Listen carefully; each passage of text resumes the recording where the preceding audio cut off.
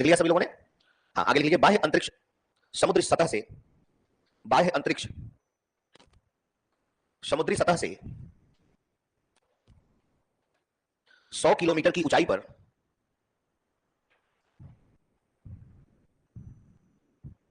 एक काल्पनिक रेखा उपस्थित है। बाह्य अंतरिक्ष समुद्री सतह से 100 किलोमीटर की ऊंचाई पर एक काल्पनिक रेखा उपस्थित है, जिसे जिसे कारमन रेखा कहते हैं, जिसे कारमन रेखा कहते हैं।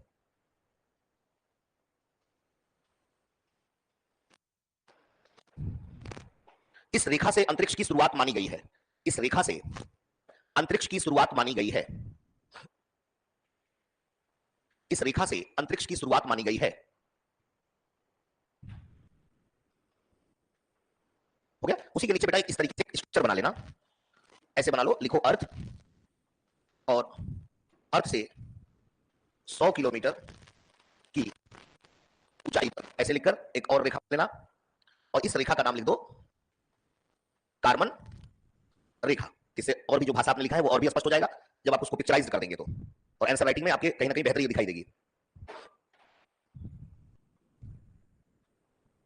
और यहां से यहां के बीच में जो अर्थ से, ये मान लीजिए आपका अर्थ है, तो अर्थ से यहां के बीच में जो है वो किसी भी देश का वायु क्षेत्र बोला जाता है।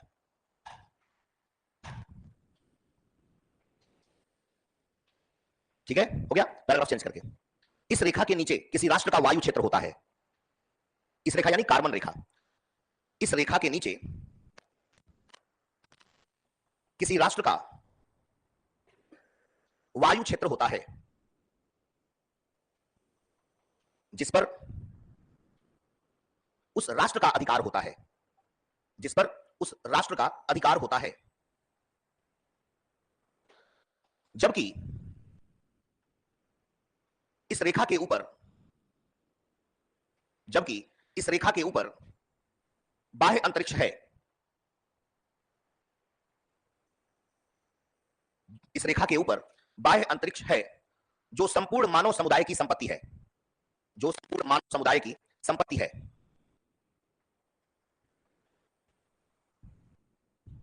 जिस पर किसी राष्ट्र विशेष का कोई अधिकार नहीं है, जिस पर किसी राष्ट्र विशेष का कोई अधिकार नहीं है।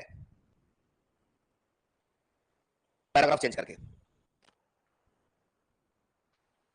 बाह्य अंतरिक्ष समझौता 1967 में हुआ था। बाह्य अंतरिक्ष समझौता 1967 में हुआ था। इस समझौते में निम्नलिखित नियम प्रस्तुत किए गए। पहला पॉइंट, अंतरिक्ष का प्रयोग समस्त मानव प्रजाति के कल्याण, अंतरिक्ष का प्रयोग समस्त मानव प्रजाति के कल्याण और शांतिपूर्ण प्रयोजन हेतु किया जाएगा। दूसरा पॉइंट, अंतरिक्ष का कोई भी भाग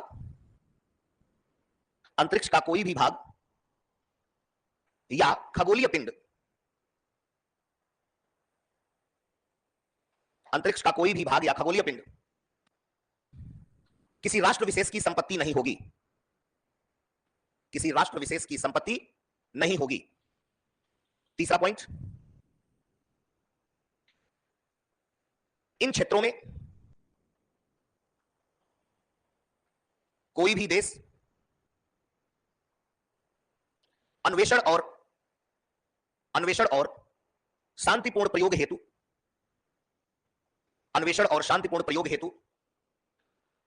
स्वतंत्र होगा। नेक्स्ट पॉइंट, अंतरिक्ष यात्रियों को समस्त मानव प्रजाति का प्रतिनिधि माना जाता है। समस्त मानव प्रजाति का प्रतिनिधि माना जाता है। इन्हें किसी भी संभावित खतरे से बचाने के लिए और सकुशल पृथ्वी पर वापस लाने के लिए प्रत्येक राष्ट्र यथासंभव प्रयास करेगा।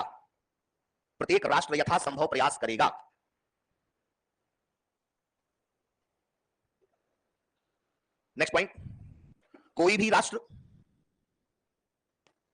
अंतरिक्ष के किसी भी भाग में कक्षा में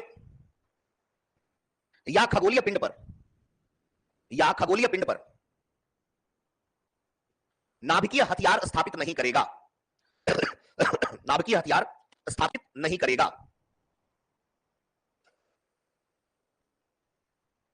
इतनी बातें आप लोगों को कल मैंने बता दिया था अपने बोर्ड पर पिक्चराइज करके। मैंने आपको यह बताया था कि अंतरिक्ष की शुरुआत मानी जाती है, और ध्यान से कंसंट्रेट होकर सुनिए। मैंने बताया था कि अंतरिक्ष की शुरुआत पृथ्वी के समुद्री तल से 100 किलोमीटर की ऊंचाई के बाद, यानी जो कार्बन रेखा है इसके बाद का जो ये पूरा का पूरा क्षेत्र होगा, ये सभी का सभी क्या है, अंतरिक्ष का क्षेत्र माना जाएगा। और ये अंतरिक्ष का क्षेत्र जो है, ये मैंने आपको बताया था कि ये संपूर्ण मानव प्रजाति के लिए होगा। यहां ये कोई नहीं कह सकता कि यहां जो देश है इस देश पर यह मेरा अधिकार है, ऐसा कोई भी देश नहीं कह सकता। सिर्फ कहां कहेगा, 100 किलोमीटर के अंदर अगर किसी देश के वायु क्षेत्र के अंदर अगर कोई सैटेलाइट कोई लगाता है तो वह उसका अधिकार हो जाएगा। इसका तात्पर्य है कि इस 100 किलोमीटर के अंदर कोई भी उपग्रह आपको नहीं लगाना है। कहां स्थापित करना है, कार्बन रेखा के ऊपर। इसी के लिए यह संधि की गई, बाह्य अंतरिक्ष संधि, जैसा मैंने अभी लिखवाया है आपको। और बाह्य अंतरिक्ष संधि का कई रोल है, कई पॉइंट्स में मैंने लिखवा दिया। सबसे बड़ी बात कि पूरा का पूरा जो कार्बन रेखा के ऊपर जितना भी क्षेत्र है वह सभी क्षेत्र पूरे मानव प्रजाति का है, किसी भी राष्ट्र का है। कोई भी राष्ट्र किसी भी जगह पर अपना उपग्रह स्थापित कर सकता है, कोई रोक टोक नहीं है। जो अंतरिक्ष यात्री भेजे जाते हैं वो सिर्फ भारत के अंतरिक्ष यात्री नहीं है, रसिया के नहीं है, अमेरिका के नहीं है, वो संपूर्ण मानव प्रजाति के अंतरिक्ष प्रतिनिधि माने जाते हैं। किन्हीं कारणवश अगर कोई अंतरिक्ष यात्री हमारे अंतरिक्ष में किसी खतरे में फंस गया है तो भारत की ही जिम्मेदारी नहीं अपने अंतरिक्ष यात्रियों को लाना। अगर फ्रांस वाले भी देख लिए, अमेरिका वाले भी देख लिए, रसिया वाले भी देख लिए, तो उन सबका दायित्व बनता है कि उनको वापस सुरक्षित सकुशल वापस पृथ्वी पर लाया जाए। शर्त यह है कि कोई भी ऐसा कार्य अंतरिक्ष के क्षेत्र में नहीं किया जाएगा जिससे किसी राष्ट्र को या किसी व्यक्ति विशेष को किसी प्रकार की क्षति पहुंचे। ये सारी बातें आपके बाह्य अंतरिक्ष समझौता 1967 में कही गई हैं। एकदम ओके, क्लियर हो गया बात, कहीं कोई डाउट? अब लेकिन पैराग्राफ चेंज करके पॉइंट लिख लीजिए। लेकिन अंतरिक्ष का शांतिपूर्ण प्रयोग वर्तमान समय में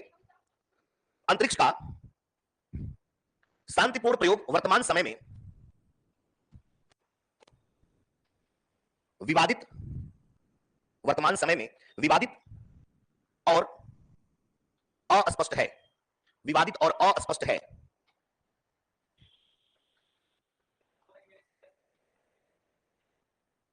जी, मुझे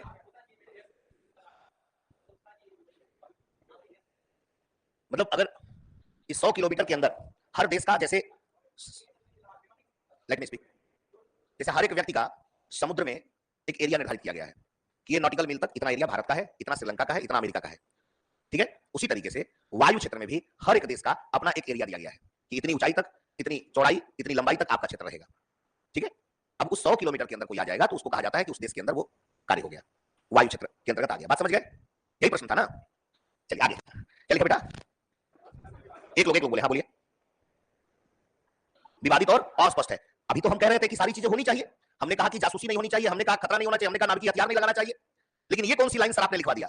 आपने तो बहुत अच्छी अच्छी बातें लिखवाई हैं, फिर पैराग्राफ चेंज करके लिखवा दिया कि सर लेकिन अंतरिक्ष में जितने भी कार्य हो रहे हैं वो आज के समय में, वर्तमान समय में विवादित और अस्पष्ट है। ऐसा क्यों? कल की बात याद रखिए। कल मैंने बताया था कि इन सबके बावजूद तमाम देश, स्वयं भारत भी जासूसी उपग्रह लगाया है, सैन्य उपग्रह लगाया है, एंटी सैटेलाइट मिसाइल डेवलप कर दिया है। ऐसा क्यों किया है? इसके पीछे कारण यह है कि हम अपनी प्रतिरक्षा के लिए, अपनी स्वयं की रक्षा के लिए कार्य किया गया। लेकिन समझौता में तो बात कहा नहीं गया था कि कोई इस तरह का कार्य करे, इसीलिए विवादित और अस्पष्ट है। लिख लीजिए आगे कि वर्तमान समय में विवादित व अस्पष्ट अवधारणा या अस्पष्ट है। कई राष्ट्रों के द्वारा ऐसे प्रणाली और तकनीकी का विकास किया गया है, जो अंतरिक्ष युद्ध की परिकल्पना को बल देते हैं। जैसे बिंदुवार लिखेंगे तो और भी अच्छा रहेगा, पॉइंट वाइज। पहला पॉइंट जासूसी उपग्रह, जैसे जासूसी उपग्रह। दूसरा पॉइंट प्रतिरक्षा उपग्रहों की बढ़ती संख्या, प्रतिरक्षा उपग्रहों की बढ़ती संख्या। तीसरा पॉइंट, संचार उपग्रहों का सैनिक प्रयोग, संचार उपग्रहों का सैन्य प्रयोग। नौवहन उपग्रहों का सैन्य प्रयोग, नौवहन उपग्रह का, नौवहन मैंने कल बताया था आप लोगों को, नौवहन उपग्रहों का सैन्य प्रयोग। एंटी सैटेलाइट प्रणाली का विकास,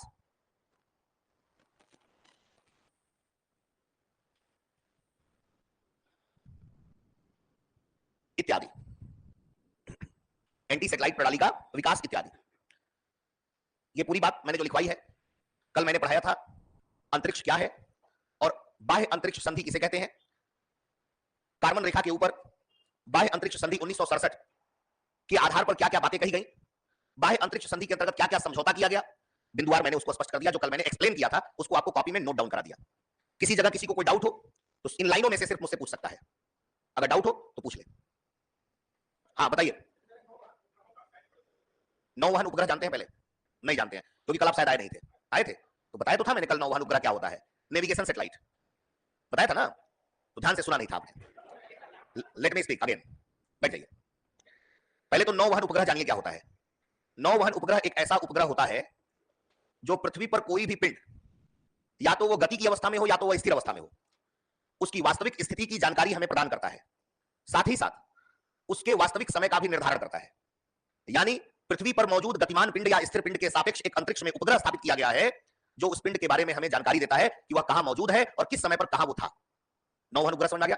भारत ने दो प्रकार के नौवहन उपग्रह का निर्माण कर लिया है, एक जिसे IRNSS कहते हैं और दूसरा जिसे गगन कहते हैं। IRNSS का फुल फॉर्म है Indian regional navigation satellite system, जिसे 2014 में वर्तमान प्रधानमंत्री ने नाविक नाम से संबोधित किया और मछुआरों को समर्पित कर दिया। गगन का मतलब होता है GPS aided geo augmented navigation, rail यातायात, वायु यातायात, इन सब की जो हमें जानकारी प्राप्त होती है वस्तु पिंड की पृथ्वी पर जो भी पिंड मौजूद है इससे संबंधित, तो उसमें गगन हमारा सहयोग करता है। इन दोनों उपग्रहों को अंतरिक्ष की एक कक्षा में स्थापित किया गया है। कल मैंने आपको बताया था कि ऊंचाई के आधार पर कक्षाएं तीन प्रकार की होती हैं, निम्न भू कक्षा, मध्य भू कक्षा और भूस्थैतिक कक्षा।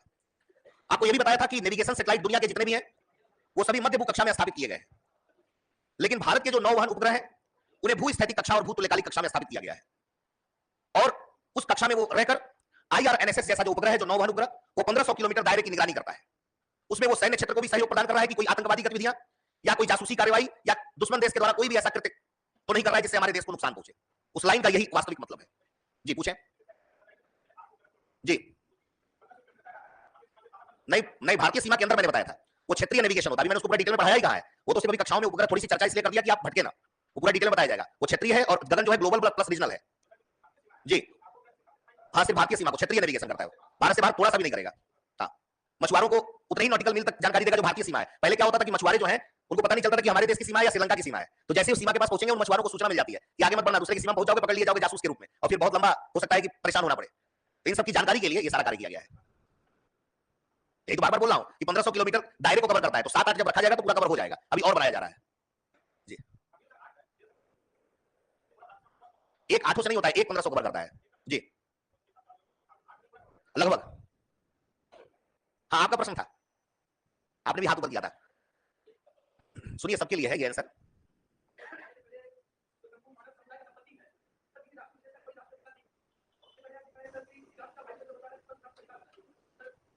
इसको क्लियर कर दें, बैठिए। वायु क्षेत्र सिर्फ कहां तक होगा? ये 100 किलोमीटर तक। क्या इसमें आप कोई सैटेलाइट लगाएंगे? इसके ऊपर का क्षेत्र क्या है?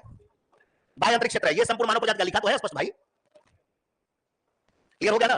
चलिए एक काम करिएगा, बड़ा मजा आ रहा है। अच्छा जो भी डाउट होगा ना उसको अंडरलाइन कर लीजिएगा या कॉपी में नोट कर लीजिएगा। जैसे ही क्लास खत्म होगा ना एक एक करके मुझसे मैन टू मैन मार्किंग किया जाएगा, तो समय ब्लास्ट हो जाएगा, ठीक है ना? अंडरलाइन कर लीजिएगा, एक एक करके सबको सेटिस्फाई कर दूंगा, लेकिन ध्यान से सुनिएगा। ये हो गया। कल मैंने कक्षाओं के बारे में बताया था, ये पूरी बात क्लियर ना बेटा?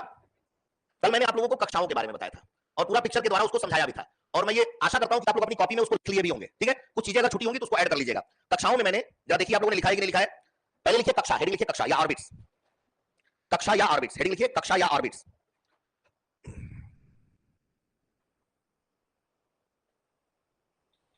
अंकित आनंद जी, संचार उपग्रह का सैन्य उपयोग कैसे होता है, थोड़ा इसको समझने का प्रयास करें। मैंने बताया है उसके ऊपर की लाइन को अगर आप समझेंगे तो ऊपर की लाइन में मैंने लिखवाया है कि जो बाह्य अंतरिक्ष संधि की गई थी, उस बाह्य अंतरिक्ष संधि को 1967 में कंप्लीट किया गया था। और उस संधि में यह बताया गया, बिंदुवार अगर आप लिखे होंगे तो आपको स्पष्ट हो रहा होगा, उसमें किसी भी तरह की नकारात्मक बात नहीं लिखी गई है। संपूर्ण मानव समुदाय के कल्याण की बात लिखी गई है, शांतिपूर्ण प्रयोग की बात लिखी गई है। फिर मैंने लास्ट में पैराग्राफ चेंज करके लिखवाया है कि ये समस्त जो बातें हैं वर्तमान समय, वर्तमान परिस्थितियों को देखकर विवादित और अस्पष्ट दिखाई दे रही हैं।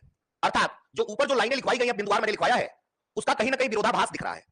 संचार उपग्रह जो था मानव कल्याण के लिए भेजा गया था, तो सैन्य उपयोग में इसकी क्या आवश्यकता है? यानी कि सैनिकों को अगर हम संचार जैसी व्यवस्था दे रहे हैं तो कहीं ना कहीं भारत अपनी प्रतिरक्षा के लिए दे रहा है या कोई भी देश अपनी सुरक्षा के लिए दे रहा है। और जहां सुरक्षा की बात आ जाएगी वहां कहीं ना कहीं यह बात निकलकर सामने अवश्य आती है कि सामने वाले से खतरा है, तभी हम अपनी सुरक्षा कर रहे हैं। मानते इस बात को? तो जब जहां खतरा आ गया वहां नकारात्मकता आ गई, यानी कहीं ना कोई देश आपके खिलाफ कोई ना कोई कार्रवाई कर रहा है। इसीलिए संचार के क्षेत्र का सैन्य उपयोग किया गया है, जिसको बाह्य अंतरिक्ष संधि का जो पॉइंट मैंने लिखवाया है उसके कहीं ना कहीं विरोध में यह बात कही जा रही है। शायद आशा करते हैं कि आप मेरी इस बात को स्पष्ट समझ गए होंगे। अगर समझ गए हो तो अपनी राइटिंग में आप अच्छे से जरा लिखकर बताइए कि समझ में आया या नहीं आया। ठीक है, तब मैं आगे बढ़ता हूं। जिज्ञासु शर्मा जी, एक ही लाइन 8 बार लिखे हैं आप, वो मैनेजमेंट का काम है, पीडीएफ देना या लेना, ये मेरा काम नहीं, मेरा काम पढ़ाना है। बाकी जो बच्चे ने प्रश्न किया वो समझ गए कि नहीं, जरा मुझे क्लियर करो।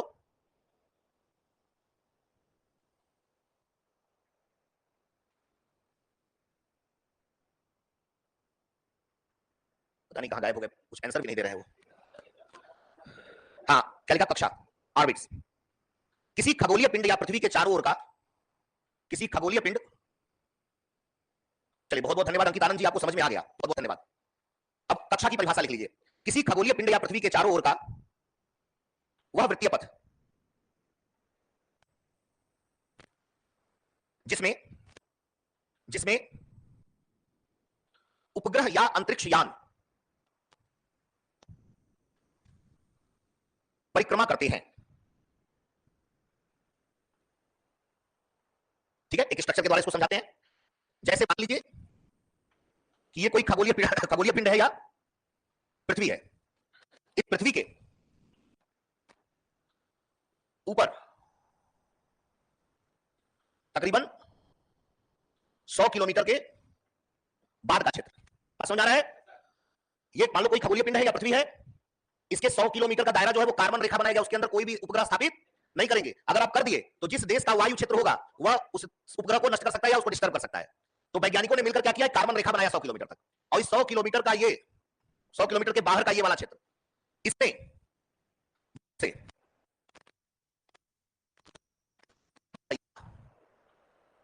अंतरिक्ष यान क्या करते हैं, परिक्रमा करते हैं, स्थापित किए जाते हैं पृथ्वी की परिक्रमा करने के लिए या किसी पिंड की परिक्रमा करने के लिए। क्यों परिक्रमा करते हैं? ताकि इस पृथ्वी पर हो रही गतिविधियां या पृथ्वी पर मौजूद जानकारियों का पता लगाया जा सके। आई बात समझ में? तो कक्षा किसे कहते हैं?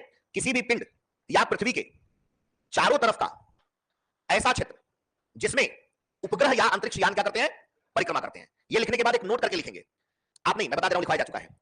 पृथ्वी पर मौजूद समुद्री सतह से 100 किलोमीटर के दायरे तक एक रेखा खींची गई है जिसे कार्बन रेखा कहते हैं। उस कार्बन रेखा के बाह्य भाग को ही अंतरिक्ष कहते हैं, जिसमें उपग्रहों को स्थापित किया जाता है जो उस पिंड के चारों तरफ चक्कर लगाते हैं। तो जहां स्थापित किया जाता है उसी को कक्षा के नाम से जाना जाता है। क्लियर हो गया? एकदम ओके मित्रों?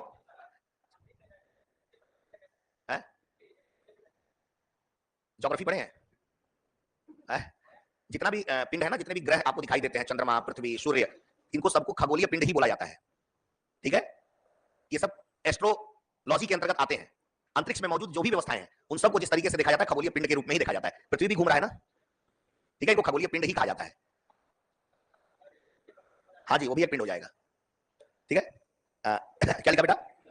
हाँ, ये स्ट्रक्चर बना लीजिए।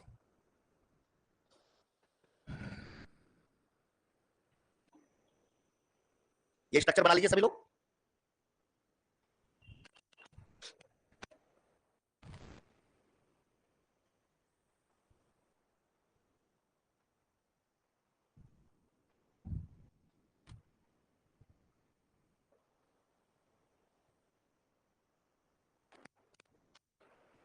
हो गया? हाँ, अब इसके बाद ये तो कक्षा किसे कहते हैं उसकी परिभाषा बताई गई।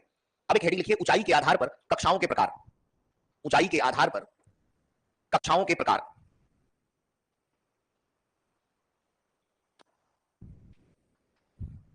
ऊंचाई के आधार पर कक्षाओं के प्रकार। पहला पहला क्या है जल्दी बताइए? लो अर्थ ऑर्बिट। हिंदी में क्या बोलते हैं? निम्न भू कक्षा। कल मैंने इसके बारे में 4-5 पॉइंट आपको बता दिया था। लिखा है आप सभी लोगों ने?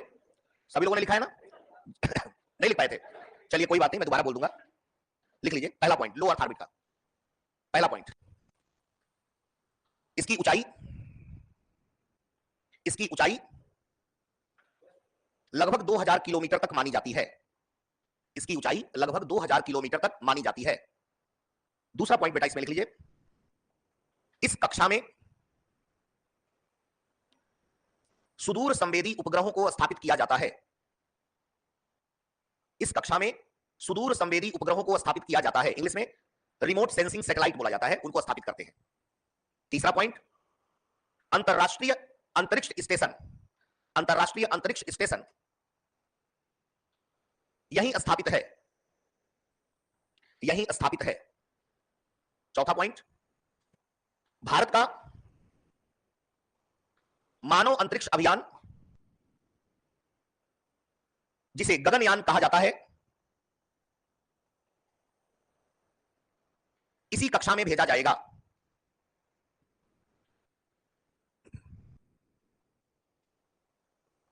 दूसरी कक्षा है मध्य भू कक्षा। मध्य भू कक्षा,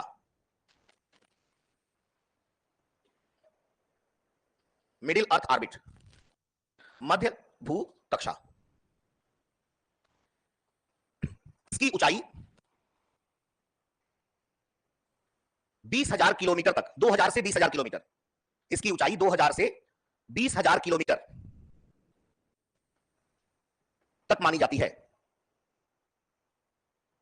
दूसरा पॉइंट, इस कक्षा में, इस कक्षा में वैश्विक नौवहन उपग्रह, वैश्विक नौवहन उपग्रह स्थापित किए जाते हैं।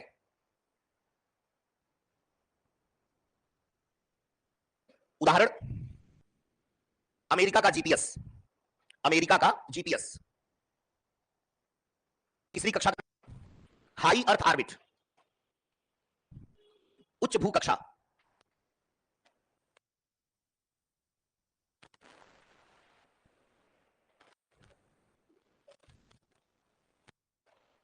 पहला पॉइंट, इसे भूस्थैतिक या भूतुल्यकालिक कक्षा भी कहा जाता है। इसे भूस्थैतिक या भूतुल्यकालिक कक्षा भी कहा जाता है। दूसरा पॉइंट, इसकी ऊंचाई लगभग 36,000 किलोमीटर मानी जाती है, या 36,000 किलोमीटर है। इसकी ऊंचाई 36,000 किलोमीटर है। तीसरा पॉइंट, इस कक्षा में मुख्य रूप से, इस कक्षा में मुख्य रूप से मौसम उपग्रह, कॉमा, संचार उपग्रह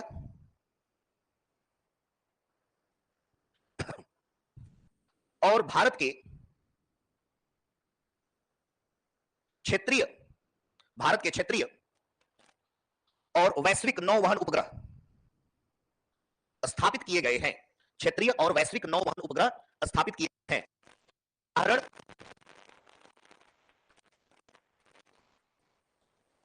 उदाहरण में लिख लीजिए IRNSS और गगन, IRNSS और गगन।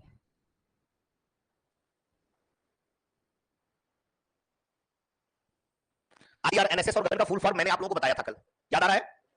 याद आ रहा है? चलिए, नहीं याद होगा मैं फिर से बता दे रहा हूं। IRNSS, इसका फुल फॉर्म है Indian regional navigation satellite system. और दूसरा है गगन, इसका भी फुल फॉर्म लिख लो बेटा, aided geo augmented navigation. Full form लिख लीजिए इसका, पीटी में पूछ लिया जाता है, पीटी में इसका फुल फॉर्म पूछ लिया जाता है।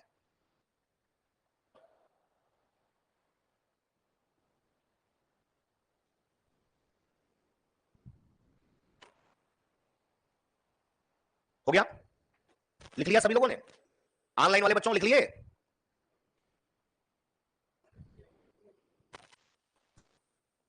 लिख लिया सभी लोगों ने?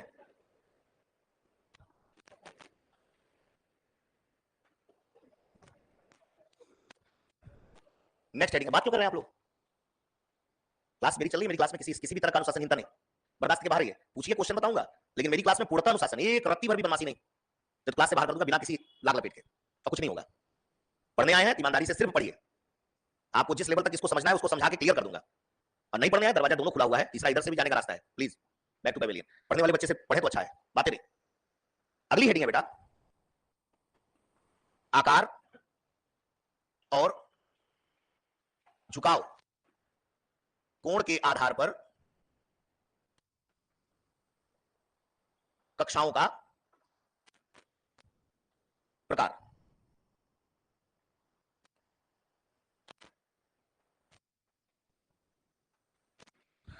हेडिंग लिया?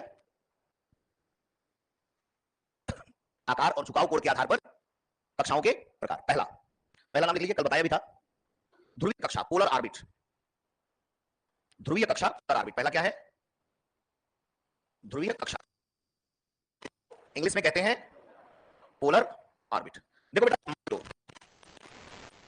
ये पृथ्वी का, ये नॉर्थ पोलर, साउथ पोलर। चलो ध्यान देना सभी लोग। मान लो ये पृथ्वी है, ठीक है? ये पृथ्वी अपने धुरी पर 24 घंटे में एक बार घूर्णन करती है। इस बात को आप सब जानते होंगे।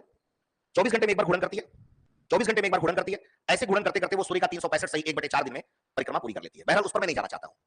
मैंने कहा कि पृथ्वी अपने धुरी पर ऐसे ऐसे घूम रही है, ऐसे ऐसे घूम रही है। ये इसका नॉर्थ पोल है और ये इसका साउथ पोल है, यानी उत्तरी ध्रुव और दक्षिणी ध्रुव। चाहे पृथ्वी के इधर का भाग माना जाए, चाहे पृथ्वी के इधर का भाग माना जाए, 100 किलोमीटर इधर, 100 किलोमीटर इधर, उसके ऊपर का हिस्सा क्या कहलाएगा? अंतरिक्ष कहलाएगा। फिर से रिपीट कर रहा हूं मैं अपनी बात को, ऑनलाइन ऑफलाइन दोनों बच्चे जो देख रहे हैं ध्यान से देखें। ये पृथ्वी घूम रही है अपनी धुरी पर, ये इसका नॉर्थ पोल है, ये साउथ पोल है, ये इसका इक्वेटर है, ये इक्वेटर है। इसके 100 किलोमीटर के दायरे में, इसके 100 किलोमीटर, इसके 100 किलोमीटर, चारों तरफ से 100 किलोमीटर के दायरे के बाद का हिस्सा क्या कहलाएगा? स्पेस कहलाएगा, अंतरिक्ष कहलाएगा। जहां हम लोग क्या स्थापित करते हैं? उपग्रह स्थापित करते हैं। ये बात तो क्लियर हो गया होगा? ठीक है। ये है नॉर्थ, ये है साउथ, 100 किलोमीटर का दायरा। ऐसे हमने एक कक्षा का निर्धारण किया जो क्या कर रहा है? जो नॉर्थ पोल और साउथ पोल को कवर कर रहा है। और पृथ्वी ऐसे घूम रही है और वो अपनी स्थान पर ऐसे चक्कर लगा रहा है, ठीक है ना? तो जब कोई कक्षा ऐसा बनाया जाए जो नॉर्थ पोल और साउथ पोल को कवर करे, देख रहे हैं, तो इसको बोला जाता है ध्रुवीय कक्षा। कोई सैटेलाइट मान लीजिए स्थापित किया गया, तो वो सैटेलाइट इसके क्या करेगा? जैसे मान लीजिए है, तो वो सैटेलाइट कैसे घूम रहा है? ऐसे ऐसे घूम रहा है। सैटेलाइट कैसे घूम रहा है? नॉर्थ पोल से साउथ पोल। क्लियर हो रहा है बात? तो इस तरह की कक्षा को बोला जाता है ध्रुवीय कक्षा। ध्रुवीय कक्षा कैसा होता है? क्लियर हो गया? एकदम ओके। आप एक चीज देख रहे होंगे कि इस कक्षा का जो झुकाव कोण है लगभग 90 डिग्री है। झुकाव कोण क्या है? 90 डिग्री है। और इस कक्षा में आपका प्रश्न हो सकता है कि किस प्रकार के उपग्रह स्थापित किए जाते हैं। तो याद रखिएगा, इस ध्रुवीय कक्षा में रिमोट सेंसिंग सैटेलाइट यानी सुदूर संवेदी उपग्रहों को स्थापित किया जाता है। थोड़ी देर और इंतजार करेंगे तो सुदूर संवेदी उपग्रह को पूरा डिटेल में बताऊंगा क्या होता है, उसकी उपयोगिता, क्योंकि मेंस में डायरेक्ट क्वेश्चन आता है, बड़ा अच्छा क्वेश्चन इससे बनता है। तो थोड़ी देर इंतजार करना पड़ेगा कि सुदूर संवेदी उपग्रह क्या है। अभी सिर्फ आपके दिमाग में यह रखना है कि सुदूर संवेदी एक उपग्रह होता है जो ध्रुवीय कक्षा में क्या करता है? चक्कर लगाता है। क्लियर हो गया? और जो नॉर्थ पोल और साउथ पोल को कवर करता है, ऐसी कक्षाओं को क्या कहते हैं? ध्रुवीय कक्षा। एनी डाउट बेटा? ऑनलाइन ऑफलाइन दोनों क्लियर? इस स्ट्रक्चर को जल्दी से बना लीजिए उसके नीचे।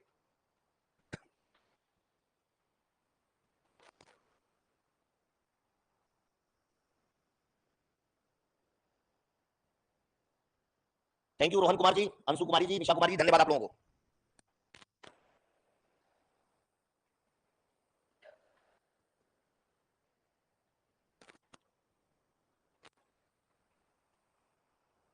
स्ट्रक्चर बना लिया? पहला पॉइंट लिख लीजिए, इस कक्षा का झुकाव कोण, इस कक्षा का झुकाव कोण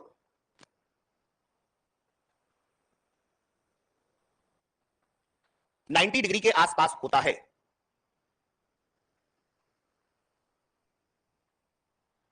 हो गया बेटा? दूसरा पॉइंट ये ध्यान दीजिए, ये जो कक्षा है ना, इसकी ऊंचाई 600 किलोमीटर तक मानी जाती है। अभी 600 किलोमीटर एग्जैक्ट नहीं है, प्लस माइनस 200 हो सकता है। ये बात समझ गए सभी लोग कि इस कक्षा की ऊंचाई कितनी होती है? 600 किलोमीटर। जरूरी नहीं है कि 600 किलोमीटर ही हो, प्लस माइनस 200 हो सकता है, 800 किलोमीटर भी हो सकता है, 400 किलोमीटर भी हो सकता है। ये बात क्लियर हो गया सबको? कार्बन रेखा से ऊपर की बात हो रही है ना? ये लिख लीजिए ऊंचाई। दूसरा पॉइंट, इस कक्षा की ऊंचाई 600 किलोमीटर प्लस माइनस 200 होती है।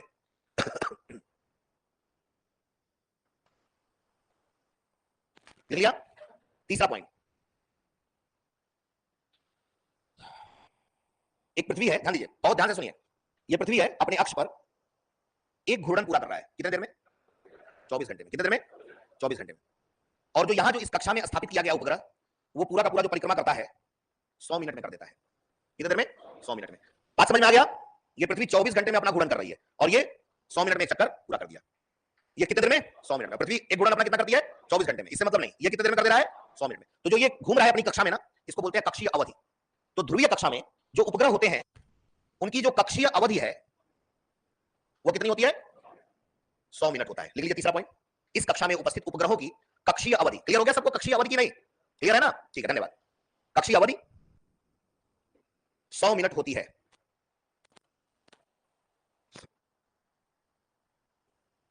कितना होता है? 100 मिनट। एकदम ओके ना? है? ऐसी कोई जानकारी किसी किताब में नहीं लिखा है तो मैं कैसे बता दूं? हाँ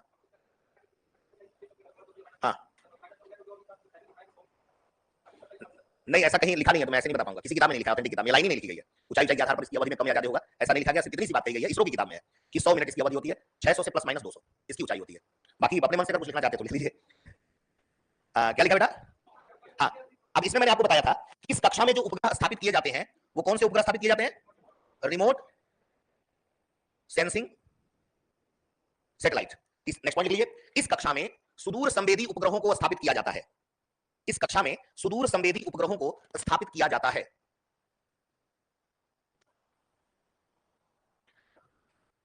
ठीक है, अब देखिए इधर थोड़ा ध्यान दीजिए।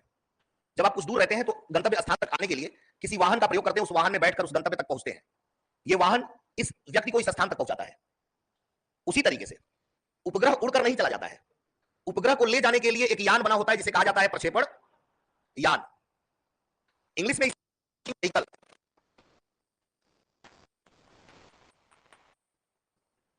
इस प्रक्षेपण यान में यानी इस लॉन्चिंग व्हीकल में उपग्रहों को रखा जाता है। ये उपग्रह जो होते हैं रहते हैं और इन उपग्रहों को ये प्रक्षेपण यान उस कक्षा में लेकर जाता है और खुद नष्ट हो जाता है।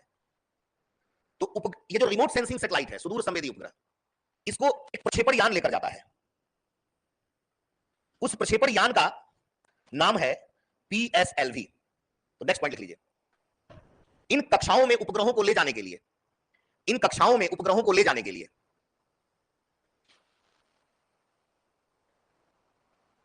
जिस प्रक्षेपण यान की मदद ली जाती है उसे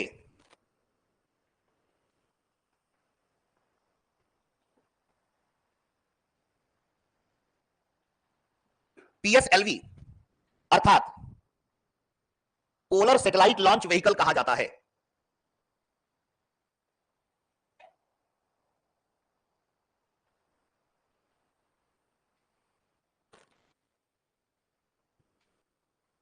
ये पूरी कक्षा क्लियर हो गई? आया ना? कुछ करिए। क्लियर हो गया? एकदम ओके? आदेश दे रहे हैं आगे बढ़ा जाए। ऑनलाइन वाले बच्चों, ध्रुवीय कक्षा क्लियर हुआ? जल्दी बताइए तो आगे बढ़े।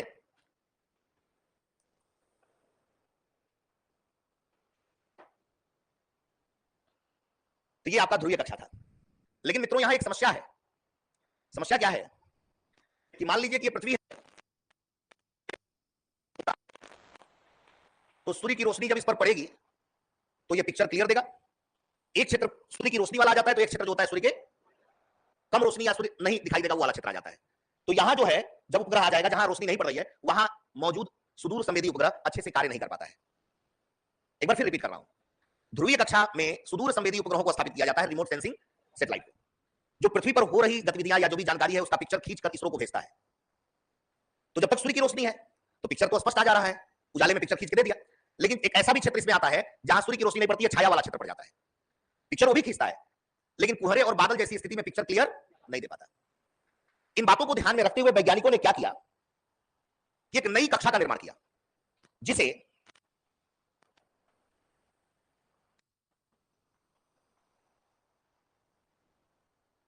सूर्य तुल्यकालिक कक्षा कहा जाता है। क्या कहा जाता है? सूर्य तुल्यकालिक कक्षा। इंग्लिश में कहते हैं सन सिंक्रोनस ऑर्बिट। सर ये सूर्य तुल्यकालिक कक्षा क्या है? सूर्य तुल्यकालिक कक्षा को लिखना थोड़ा बंद करें और ध्यान से सुने। मान लीजिए ये पृथ्वी है और पृथ्वी पर ये इक्वेटर है, ये है नॉर्थ पोल और ये है साउथ पोल। तो वैज्ञानिकों ने क्या किया कि सपोज दैट मान लीजिए कि ये सूर्य है, ये जो नॉर्थ पोल और साउथ पोल है इसको थोड़ा सा कर दिया, 1 डिग्री झुका दिया। क्या किया? 1 डिग्री झुका दिया। तो उसका परिणाम यह मिला बच्चों कि चाहे उपग्रह यहां हो, चाहे यही उपग्रह यहां हो, चाहे यह उपग्रह यहां हो, चाहे उपग्रह यहां हो, चाहे उपग्रह यहां हो, या किसी भी स्थान पर इस कक्षा में हो, सूर्य की रोशनी उस पर पड़ती रहेगी। तो ऐसी कक्षा का निर्माण किया गया जिसमें उपग्रह चक्कर तो लगा रहा है और उस उपग्रह पर 24 घंटे सूर्य की रोशनी भी पड़ रही है। ऐसी जगह उसको स्थापित किया गया, थोड़ा सा नॉर्थ पोल और साउथ पोल पे टिल्ट कर दिया गया। तो ऐसी कक्षा को सूर्य तुल्यकालिक कक्षा कहा जाता है। अर्थात सूर्य तुल्यकालिक कक्षा एक ऐसी कक्षा है जिसमें उपग्रहों को जो स्थापित किया जाता है उन उपग्रहों पर सूर्य की रोशनी 24 घंटे पड़ती रहती है, जिसका परिणाम यह होता है कि वो हमें जानकारी या पिक्चर स्पष्ट देते हैं। आई बात समझ में? और हमेशा वो सोलर जो पैनल बना होता है वो चार्ज होता रहता है, लंबे समय तक कार्यरत रहता है। क्लियर? एकदम ओके? स्ट्रक्चर जल्दी से बना लीजिए, नाम लिख के। ऑनलाइन वाले बच्चे भी बताएं, क्लियर हो गया बेटा? बढ़िया से बताइए कि समझ में आ गया, क्लियर है? हाँ जी, ये जानकारी नहीं मुझे इसका, नहीं जानकारी कैसे बता दें किस तरह का बैटरी? साइंस टेक में कहीं लिखा हुआ नहीं मिला मुझे किसी भी किताब में, तो मैं अपने स्पष्ट मन से बता दूंगा। मैं सिर्फ आपको यूपीएससी और स्टेट पीसीएस पढ़ाता हूं बेटा, और उतना ही जानता ही हूं मैं, उससे ज्यादा कुछ जानता ही नहीं। सिर्फ यूपीएससी और बीपीएससी क्वालीफाई करा सकता हूं आपके लेखन शैली से, अपने विषय से संबंधित। बाकी हमें और अगर कुछ और जानने की चेष्टा करेंगे तो शायद मैं क्लास में ना बता पाऊं, थोड़ा नॉलेज कम है मेरे पास। सिर्फ विषय के प्रति जानता हूं कि विषय क्वेश्चन ले आइए यूपीएससी का, बीपीएससी का, उत्तर प्रदेश का, ब्रह्मांड के किसी भी जगह साइंस टेक का क्वेश्चन रहे, उत्तर तुरंत प्रस्तुत करूंगा। थैंक यू निशा कुमारी जी, धन्यवाद।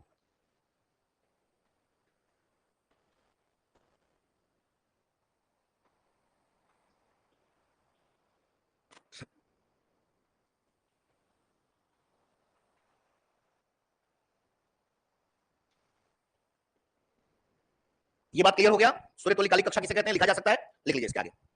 यह एक प्रकार की ध्रुवीय कक्षा है, यह एक प्रकार की ध्रुवीय कक्षा है। सभी ने स्ट्रक्चर बना लिया बेटा? है? ठीक है, इसके आगे लिखिए, यह एक प्रकार की ध्रुवीय कक्षा है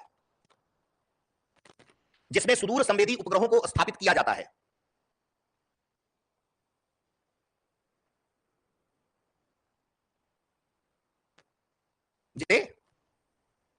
जिसमें सुदूर संवेदी उपग्रहों को स्थापित किया जाता है। इस कक्षा की विशिष्टता यह है कि इस कक्षा की विशिष्टता यह है कि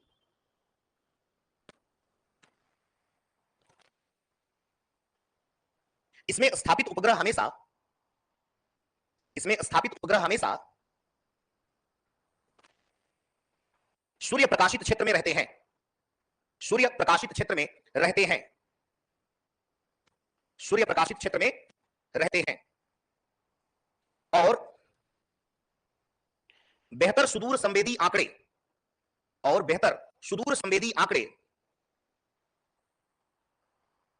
प्राप्त करते हैं। पैराग्राफ चेंज करके, इन उपग्रहों को पृथ्वी के ऊपर अंधकार एवं प्रकाश रेखा के ठीक ऊपर, अंधकार एवं प्रकाश रेखा के ठीक ऊपर स्थापित किया जाता है तथा सूर्य प्रकाशित क्षेत्र में बनाए रखने के लिए प्रत्येक दिन लगभग 1 डिग्री का परिवर्तन कक्षीय सतह में किया जाता है। 1 डिग्री का परिवर्तन प्रत्येक दिन कक्षीय सतह में किया जाता है, जिसका परिणाम यह मिलता है कि सूर्य की रोशनी उस उपग्रह पर हमेशा बनी रहती है, या यूं कहें कि उपग्रह सदैव सूर्य प्रकाशित क्षेत्र में बना रहता है। यह सूर्य तुल्यकालिक कक्षा है। बहुत कम लोग इसको स्पष्ट रूप से समझ पाते हैं, किताबों में भी इसको स्पष्ट नहीं लिखा है कि आप इसको बेहतर ढंग से समझ पाएं। और विद्या एजुकेशन में पढ़ने वाले ऑफलाइन और ऑनलाइन वाले बच्चे, मुझे लगता है कि आप लोग सूर्य तुल्यकालिक कक्षा समझ गए होंगे, ध्रुवीय कक्षा समझ गए होंगे। जब मेंस लिखेंगे और कक्षाओं के विवरण की चर्चा करने की बात अगर आ जाएगी तो आप अन्य से बेहतर परिणाम देने का प्रयास करेंगे। बहुत सरलतम भाषा में मैंने इसको नोट डाउन करा दिया। तीसरा, भूस्थैतिक कक्षा।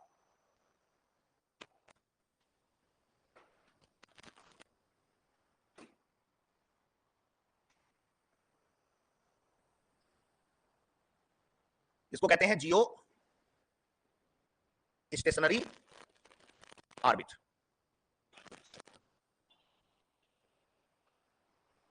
मान लीजिए ये पृथ्वी है, पृथ्वी पर ये इक्वेटर है, ये नॉर्थ पोल है और ये साउथ पोल है।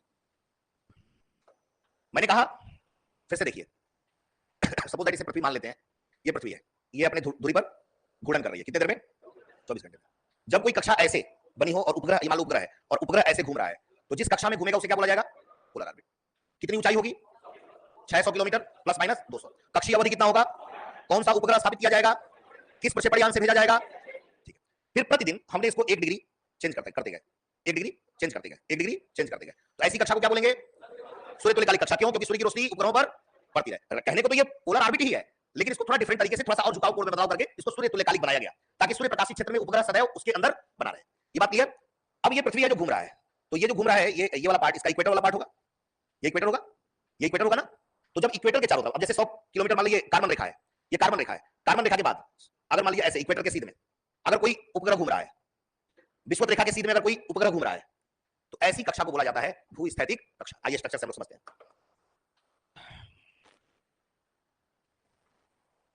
आई बात समझ में?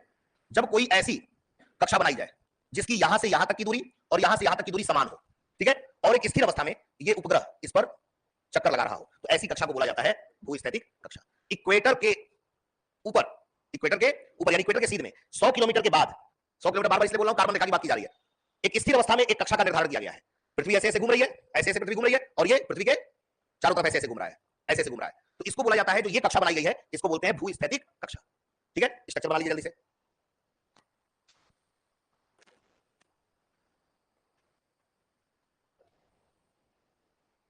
इसमें पहला पॉइंट लिख लीजिए, झुकाव कोण। झुकाव कोण 0 डिग्री के आसपास, झुकाव कोण 0 डिग्री के आसपास जी। झुकाव कोण 0 डिग्री के आसपास, ब्रैकेट में लिख लीजिए विषुवत रेखा के निकट या विषुवत रेखा के समानांतर, विषुवत रेखा के समानांतर ऐसे लिखिएगा, विषुवत रेखा के समानांतर ऊंचाई। अब इस कक्षा की ऊंचाई कितनी होती है? मैंने पहले ही बताया है, 36,000 किलोमीटर। इस कक्षा की ऊंचाई क्या होती है? 36,000 किलोमीटर। अब ध्यान दीजिए, ये पृथ्वी है, अपने धुरी पर एक घूर्णन कितने देर में पूरा करता है? 24 घंटे में। याद रखिएगा, इस कक्षा में 36,000 किलोमीटर की ऊंचाई पर जो उपग्रह रहता है, फिर से रिपीट कर रहा हूं, पृथ्वी कितने देर में घूर्णन कर रही है? 24 घंटे में। और इस कक्षा में, यानी विषुवत रेखा के समानांतर जो कक्षा बनाया गया है, उसमें उपग्रह जो रखा गया है, इसकी भी गति 24 घंटे होगी। कक्षीय अवधि कितनी होगी?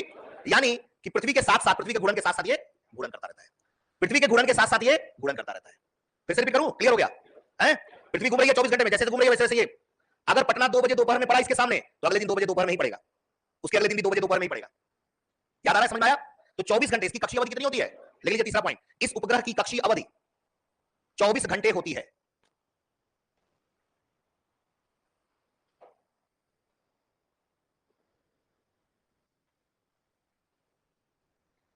कक्षीय अवधि 24 घंटे होती है। नेक्स्ट पॉइंट, इन कक्षाओं में मुख्य रूप से संचार उपग्रह, मौसम उपग्रह और क्षेत्रीय नौवहन उपग्रह, संचार उपग्रह, मौसम उपग्रह और क्षेत्रीय नौवहन उपग्रह, क्षेत्रीय नौवहन उपग्रह स्थापित किए जाते हैं।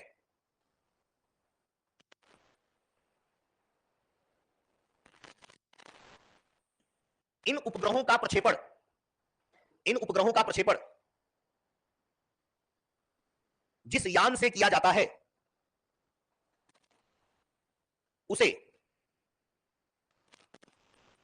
GSLV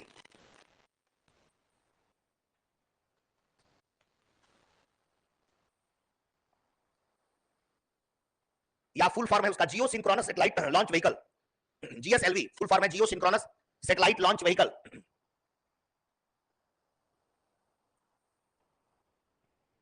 से किया जाता है।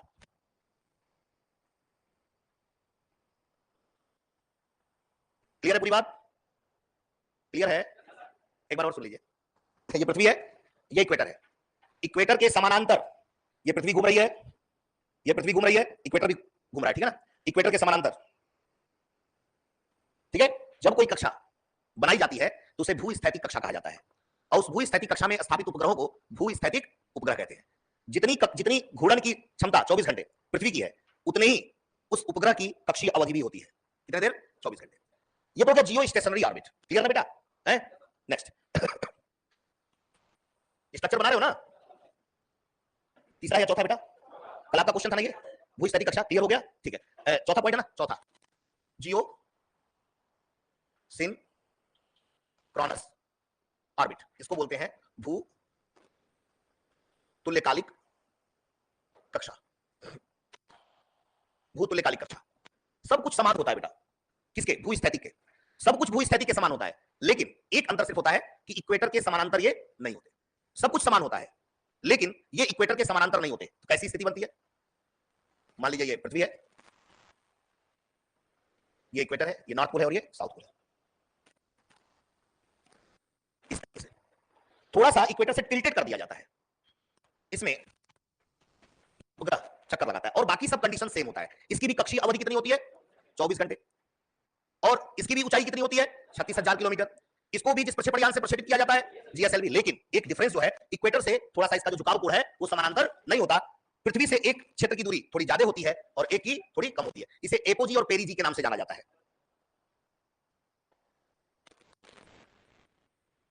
स्ट्रक्चर बना लीजिए।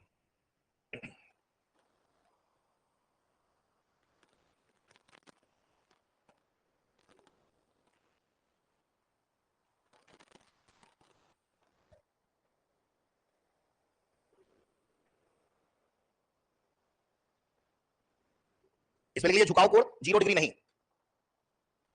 झुकाव कोण 0 डिग्री नहीं, 0 डिग्री नहीं। ब्रैकेट में लिख लीजिए। विषुवत रेखा के समानांतर नहीं, विषुवत रेखा के समानांतर नहीं, ब्रैकेट क्लोज। ऊंचाई 36,000 किलोमीटर।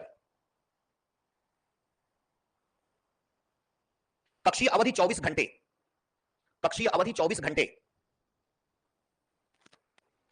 प्रक्षेपण यान जीएसएलवी। नोट करके लिख लें, नोट करके नोट करके। भूस्थैतिक कक्षा के झुकाव कोण 0 डिग्री होने के कारण, भूस्थैतिक कक्षा के झुकाव कोण 0 डिग्री होने के कारण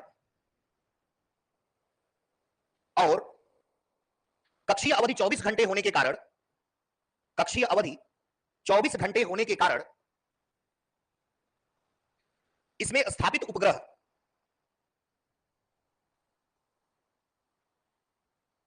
पृथ्वी के सापेक्ष, स्थापित उपग्रह पृथ्वी के सापेक्ष अपनी स्थिति नहीं बदलते, अपनी स्थिति नहीं बदलते हैं। नोट में दूसरा पॉइंट, भूतुल्यकालिक कक्षा का झुकाव कोण, भूतुल्यकालिक कक्षा का झुकाव कोण 0 डिग्री के आसपास होता है।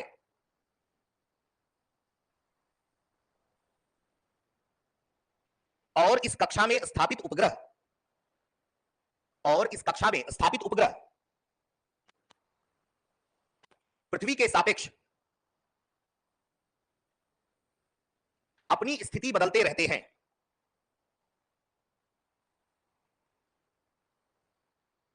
इसमें स्थापित उपग्रह प्रत्येक 24 घंटे में पृथ्वी के निश्चित बिंदुओं से होकर गुजरते हैं, पृथ्वी के निश्चित बिंदुओं से होकर गुजरते हैं। नेक्स्ट पॉइंट, नेक्स्ट पॉइंट, भूस्थैतिक कक्षा एक प्रकार की, भूस्थैतिक कक्षा एक प्रकार की भूतुल्यकालिक कक्षा है। भूस्थैतिक कक्षा एक प्रकार की भूतुल्यकालिक कक्षा है जिसका झुकाव कोण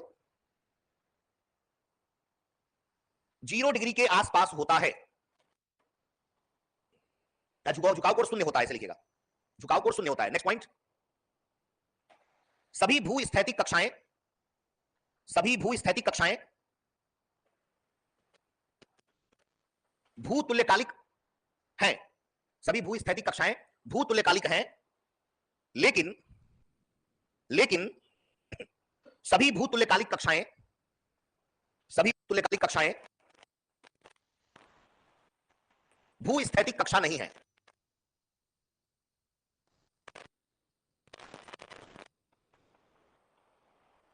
एक बार जरा पढ़िए, कहीं किसी भी तरह का डाउट हो, ऑनलाइन और ऑफलाइन दोनों बच्चे विदाउट एनी हेजिटेशन यहां से संबंधित डाउट अगर जेन्युइन है तो पूछ सकते हैं। एक्चुअली इसको झुकाने से फायदा ये होता है कि पृथ्वी पर कोई भी गतिविधि हो रही है ना, उस गतिविधि को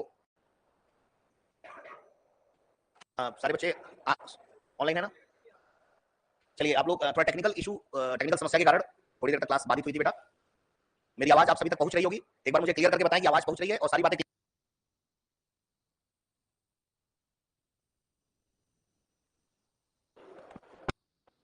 हाँ, मेरी आवाज आप सभी लोगों तक पहुंच रही है बेटा? ओके। हाँ वत्सराज, आप पे जरूर ध्यान दे रहे हैं, मैं सब ध्यान देता हूँ, और जहां सिर्फ प्रश्न वाजिब होते हैं मैं उन्हीं प्रश्नों पर सिर्फ चर्चा करता हूँ। बाकी और किसी भी तरह की अगर आप ऐसी वैसी बातें लिखेंगे तो शायद मैं ना पढ़ूं। कहीं क्वेश्चन होगा जो अभी तक पढ़ाया है उसमें अगर कहीं कोई डाउट है, अभी मैंने कुछ भी पढ़ाया नहीं था क्योंकि इश्यूज की वजह से क्लास थोड़ी देर बाधित हुई थी। जियो सिंक्रोनस ऑर्बिट तक मैंने बता दिया है आपको, ये सारी बातें हमने क्लियर कर दी हैं। अब जो है अगला जो ऑर्बिट है वो है जियो स्टेशनरी सिंक्रोनस ट्रांसफर ऑर्बिट, जिसे भूस्थैतिक तुल्यकालिक स्थानांतरण कक्षा के नाम से जाना जाता है। आखिर ये कक्षा है क्या, इसकी जरूरत क्यों पड़ी? आप लोगों ने सुना होगा कि भारत ने एक मार्स ऑर्बिटर मिशन, जिसको हम लोग मंगलयान कहते हैं, जो मंगल ग्रह की जानकारी के लिए हम लोगों ने प्रक्षेपित किया था। तो जब कोई उपग्रह किसी एक पिंड से दूसरे पिंड की जानकारी लेने के लिए भेजा जाता है, अभी तक आप लोगों ने जाना कि यह पृथ्वी है, आप लोगों ने जाना कि ये लो अर्थ ऑर्बिट है,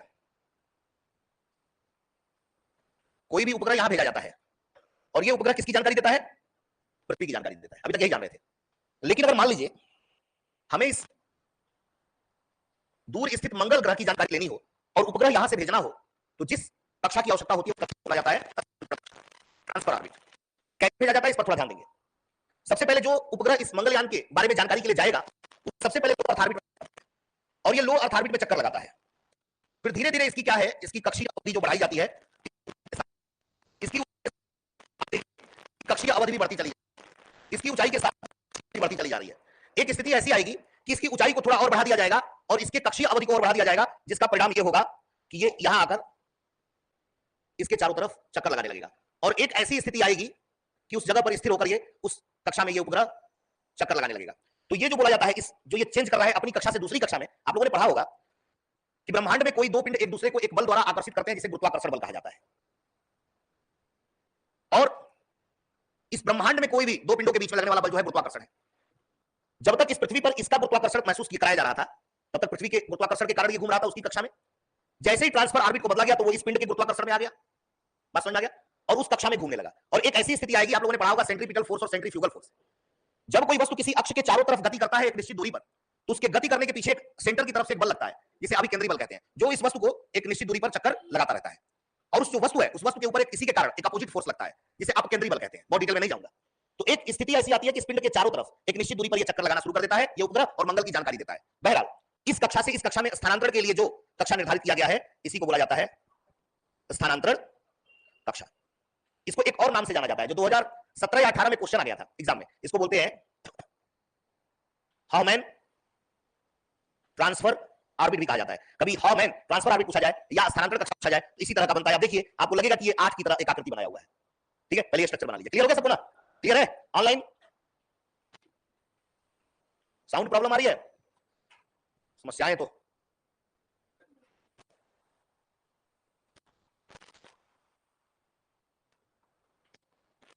अब तो साउंड क्लियर हो गया होगा बेटा।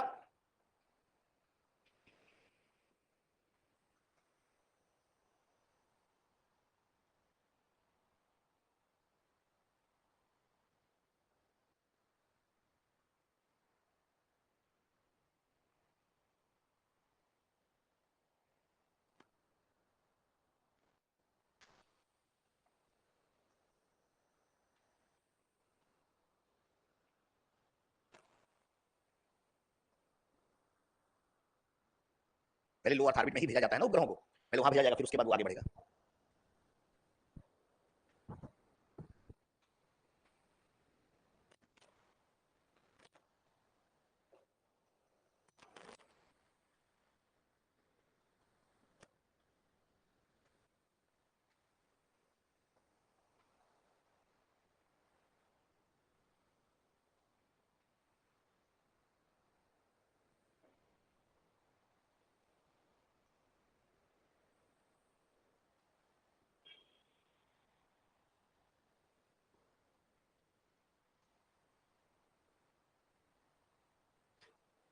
ओके बेटा, इसमें कुछ पॉइंट्स लिख लें। इस कक्षा की ऊंचाई, इस कक्षा की ऊंचाई, इसमें नोट डाउन कर लें, इस कक्षा की ऊंचाई लगभग 35,000 किलोमीटर होती है।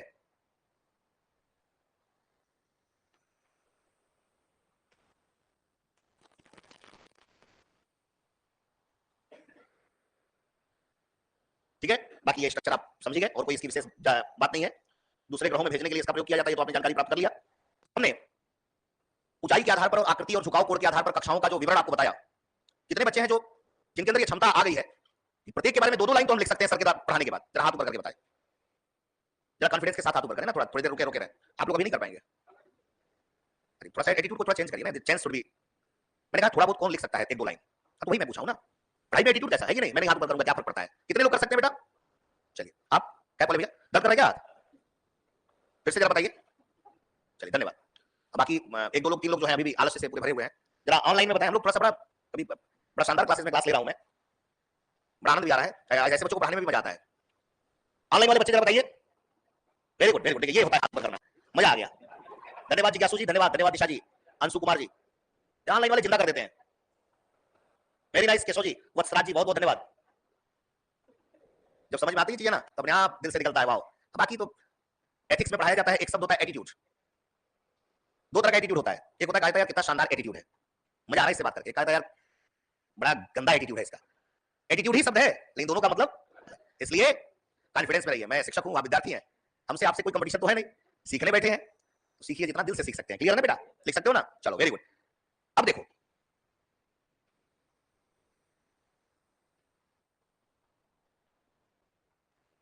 नेक्स्ट हेडिंग लिख लें, इसरो के रॉकेट।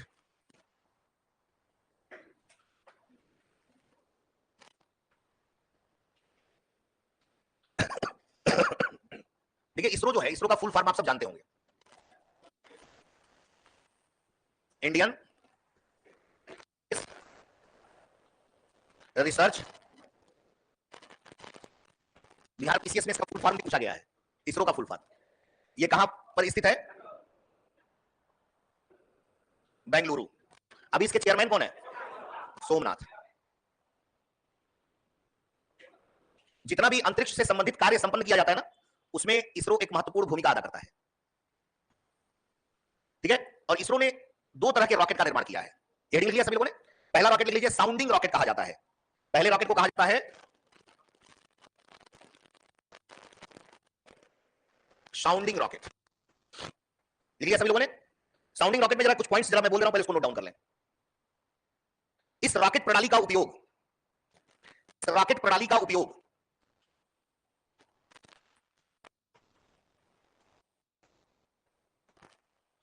इस रॉकेट प्रणाली का उपयोग बाह्य वातावरण और ऊपरी वायुमंडल से, बाह्य वातावरण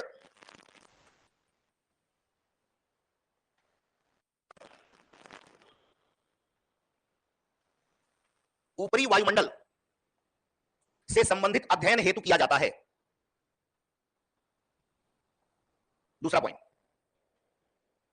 अध्ययन हेतु किया जाता है। दूसरा पॉइंट, इसके प्रक्षेपण के संदर्भ में, इसके प्रक्षेपण के संदर्भ में भारत में 1963 में Thumba equatorial rocket launching station, Thumba equatorial rocket launching station स्थापित किया गया। इस स्थान से रॉकेट का प्रक्षेपण कर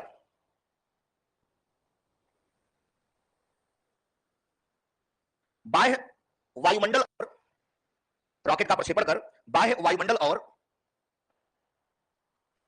चुंबकीय विषुवत रेखा का अध्ययन किया गया। चुंबकीय विषुवत रेखा का अध्ययन किया गया।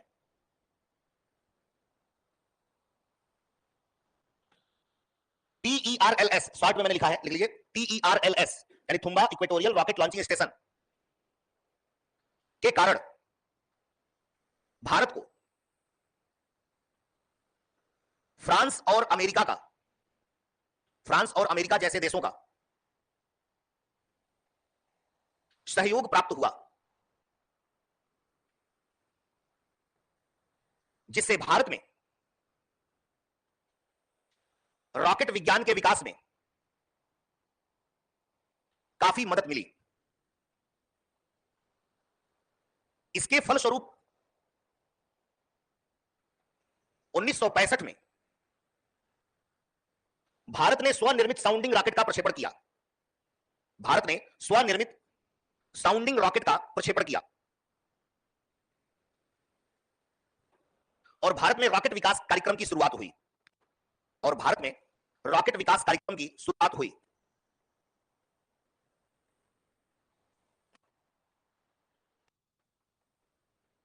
साउंडिंग रॉकेट एक या दो चरणों की ठोस ईंधन युक्त प्रणाली है। एक या दो चरणों की ठोस ईंधन युक्त प्रणाली है। इसमें 10 से 100 किलोग्राम तक 10 से 100 किलोग्राम तक नीति भार, इंग्लिश में पेलोड्स का प्रक्षेपण किया जा सकता है। उदाहरण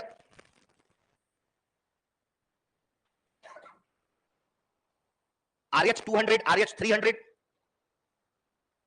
इत्यादि।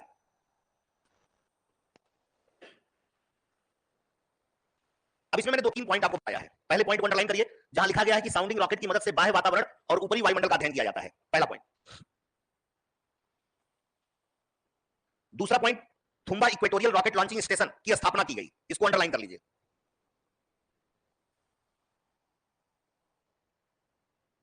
और तीसरा पॉइंट मैंने लिखवाया होगा, बाह्य वायुमंडल और चुंबकीय विषुवत रेखा का अध्ययन किया गया इसकी मदद से।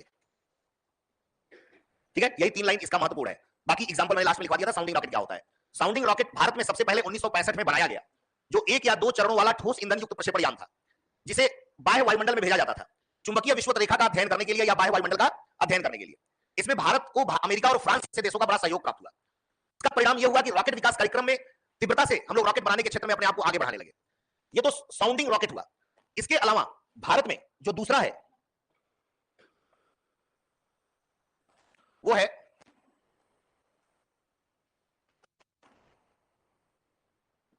Launching vehicle. उन्हें कहा जाता है प्रक्षेपण यान। ध्यान दीजिएगा, भारत में जो प्रक्षेपण यान बनाया गया है, ये तो आप सबको जानकारी होगी कि प्रक्षेपण यान जो है उपग्रहों या अंतरिक्ष यानों को अंतरिक्ष की कक्षा में स्थापित किया जाता है। प्रक्षेपण यानों की मदद से उपग्रहों या अंतरिक्ष यानों को अंतरिक्ष की कक्षा में क्या करते हैं? स्थापित करते हैं। लिखने से बेहतर होगा मैं सब नोट डाउन कराते चल रहा हूं, कोई जरूरी नहीं है कि अभी आप इसको लिख लें, समझ लें। हाँ, लिखवाए तो है बाह्य वायुमंडल और विषुवत चुंबकीय विषुवत रेखा का अध्ययन करने के लिए। हाँ, बस इतना ही है, शुरुआती कार्य किया गया था। अभी इसका कोई रोल नहीं है, कभी पूछा जा सकता है मेंस में। अब जिसका रोल आने वाला ये है, ये आपके एग्जामिनेशन के पॉइंट ऑफ व्यू से सबसे महत्वपूर्ण है। और साउंडिंग रॉकेट शुरुआत में बनाया गया प्रयोग के आधार पर कि देखते हैं सफल हो पाते हैं कि नहीं हो पाते हैं। तो बाह्य वायुमंडल का अध्ययन हम कर पा रहे हैं नहीं कर पा रहे हैं, तो ऐसा रॉकेट बना दिया गया, उसी को बोल दिया गया साउंडिंग रॉकेट। क्लियर? और उसी की मदद से हम लोगों ने Thumba equatorial rocket launching station बनाया कि हम इसको कहां से प्रक्षेपित करेंगे। ऐसा थोड़ी ना कि हम प्रक्षेपण यान जो रॉकेट है उसको लाके पटना से लॉन्च कर दें। उसका अलग अलग स्टेशन है, जैसे सतीश धवन अंतरिक्ष केंद्र श्रीहरिकोटा आंध्र प्रदेश। क्यों वहां से प्रक्षेपित किया जाता है? कुछ तो वहां की खासियत होगी ना। आगे हम लोग और जब मुख्य परीक्षा के गहराई में जब जाएंगे तो हमें ये क्लियर होता जाएगा कि हम वहां क्यों स्थापित करते हैं। एक्चुअली पृथ्वी का जो घूर्णन है वो पश्चिम से पूर्व की तरफ होता है। समुद्र के नजदीक वाले एरिया के पास ही क्यों प्रक्षेपण यान बनाया जाता है? पहला तो यह है कि पृथ्वी ये घूर्णन कर रहा है, तो उस पृथ्वी के घूर्णन से उस रॉकेट को थ्रस्ट मिलता है, ताकत मिलता है, पश्चिम से पूर्व की तरफ लॉन्च ऐसे थ्रस्ट मिलेगा उड़ने में। समुद्र के नजदीक इसलिए किया जाता है कि अगर कहीं नष्ट हो तो किसी शहरी आबादी वाले क्षेत्र में नष्ट होगा तो आम जन की हानि होगी। समुद्र में गिरेगा तो कोई हानि नहीं होगा। तो ये सब कुछ कारण होते हैं कि उनको इसी स्थान पर बनाया जाता है। तो साउंडिंग रॉकेट को निर्मित करने के लिए एक Thumba equatorial rocket launching station बनाया गया, जहां से ऐसे रॉकेट को भेजा जाएगा जो बाह्य वायुमंडल और चुंबकीय विषुवत रेखा का अध्ययन कर सके। उसी के अंतर्गत RH-200, RH-300 भेजा गया। एक प्रयोग के आधार पर इसे भेजा गया था। लेकिन उसके बाद जो दूसरा रॉकेट बनाया गया उसको बोला गया प्रक्षेपण यान। प्रक्षेपण यान उपग्रहों को ले जाता है और उन उपग्रहों की मदद से हम लोग पृथ्वी का अध्ययन करते हैं। तो भारत ने तमाम प्रक्षेपण यान बनाया। उसमें पहला है SLV, सैटेलाइट लॉन्चिंग व्हीकल। दूसरा है ASLV, augmented satellite launch vehicle. तीसरा है टीएसएलवी, जिसका फुल फॉर्म बता चुका हूं। चौथा है जीएसएलवी, इसको भी बता चुका हूं, जियो सिंक्रोनस सैटेलाइट लॉन्च व्हीकल। एक है रीयूजेबल सैटेलाइट लॉन्च व्हीकल और एक है स्मॉल सैटेलाइट लॉन्च व्हीकल, अभी हाल ही में बनाया गया है। तो इतने प्रक्षेपण यान भारत ने बना लिया है और इन सब के अलग अलग कार्य हैं। स्ट्रक्चर के द्वारा इनके कार्यों को क्लियर करते चलूंगा। याद रखिएगा ये, और ये अब लाइफ में कभी भी एग्जाम में नहीं पूछा जाएगा। कारण क्या है कि अब इसकी उपयोगिता बंद कर दी गई है, अब ये बनाना बंद कर दिया गया है। आपके एग्जाम में सर्वाधिक क्वेश्चन इन्हीं से कराए। पीएसएलवी से क्यों क्वेश्चन आता है? क्योंकि पीएसएलवी को वर्क हार्स ऑफ इसरो कहते हैं। ये एक क्लास का ऐसा विद्यार्थी है जो कभी असफल हुआ ही नहीं। ये एक ऐसा विद्यार्थी है जो कभी असफल हुआ ही नहीं। इसकी 54 या 55 उड़ानें हो चुकी हैं, सिर्फ 2 बार असफल हुआ है शुरुआत में। जब आदमी शुरुआत में तैयारी करता है तो बेसिक चीजें क्लियर नहीं होती है। उन्हें सिर्फ ये पता होता है कि मैं हिस्ट्री पढ़ना है, ज्योग्राफी पढ़ना है, पॉलिटी पढ़ना है। उन्हें ये पता ही नहीं है कि साइंस टेक भी एक सब्जेक्ट होता है और पर्यावरण पारिस्थितिकी भी एक सब्जेक्ट होता है, जिसका बहुत बड़ा महत्व है आपके एग्जामिनेशन में। बिना इस क्वालिफाई जीवन में नहीं कर पाएंगे। और वो इसलिए नहीं पढ़ता है क्योंकि वहां दिमाग की एनर्जी को खत्म करना होता है, वहां एनर्जी निकालना पड़ता है। और डीपीएल सर ने इसीलिए ऐसे विषय का चयन किया जहां चैलेंज मेरा बहुत शानदार रहा है, बहुत शानदार। लेकिन ज्योग्राफी को छोड़कर मैंने कहा नहीं, ऐसे विषय को पढ़ाया जाएगा जो कभी जीवन में खत्म ही ना हो। वो है साइंस टेक और इकोलॉजी एनवायरमेंट, ये कभी खत्म होने वाला ही नहीं है।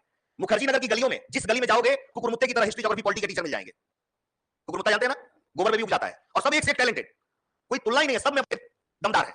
लेकिन टार्च लेके भी खोजेंगे ना तो साइंस टेक और इकोलॉजी एनवायरनमेंट की गुणवत्ता आपको नहीं मिलेगी। उंगलियों पे केवल 4 लोग हैं, हम लोग थक जाते हैं पढ़ाते पढ़ाते। आपको क्या लग रहा है यहां से अभी निकलूंगा, कल मेरी क्लास लगी हुई है, मैं एंजॉय करता हूं। 2 महीने पढ़ाने के बाद 10 दिन 5 दिन घूमने निकल जाता हूं परिवार लेकर, कहीं भी निकल जाऊंगा, एंजॉय करके आऊंगा, फिर आऊंगा, फिर पढ़ाना। अपना डेट फिक्स रहता है कि आपको अगले दिन कब जाना है, कहां जाना है। तो इस विषय को बहुत ईमानदारी से पढ़ लीजिए।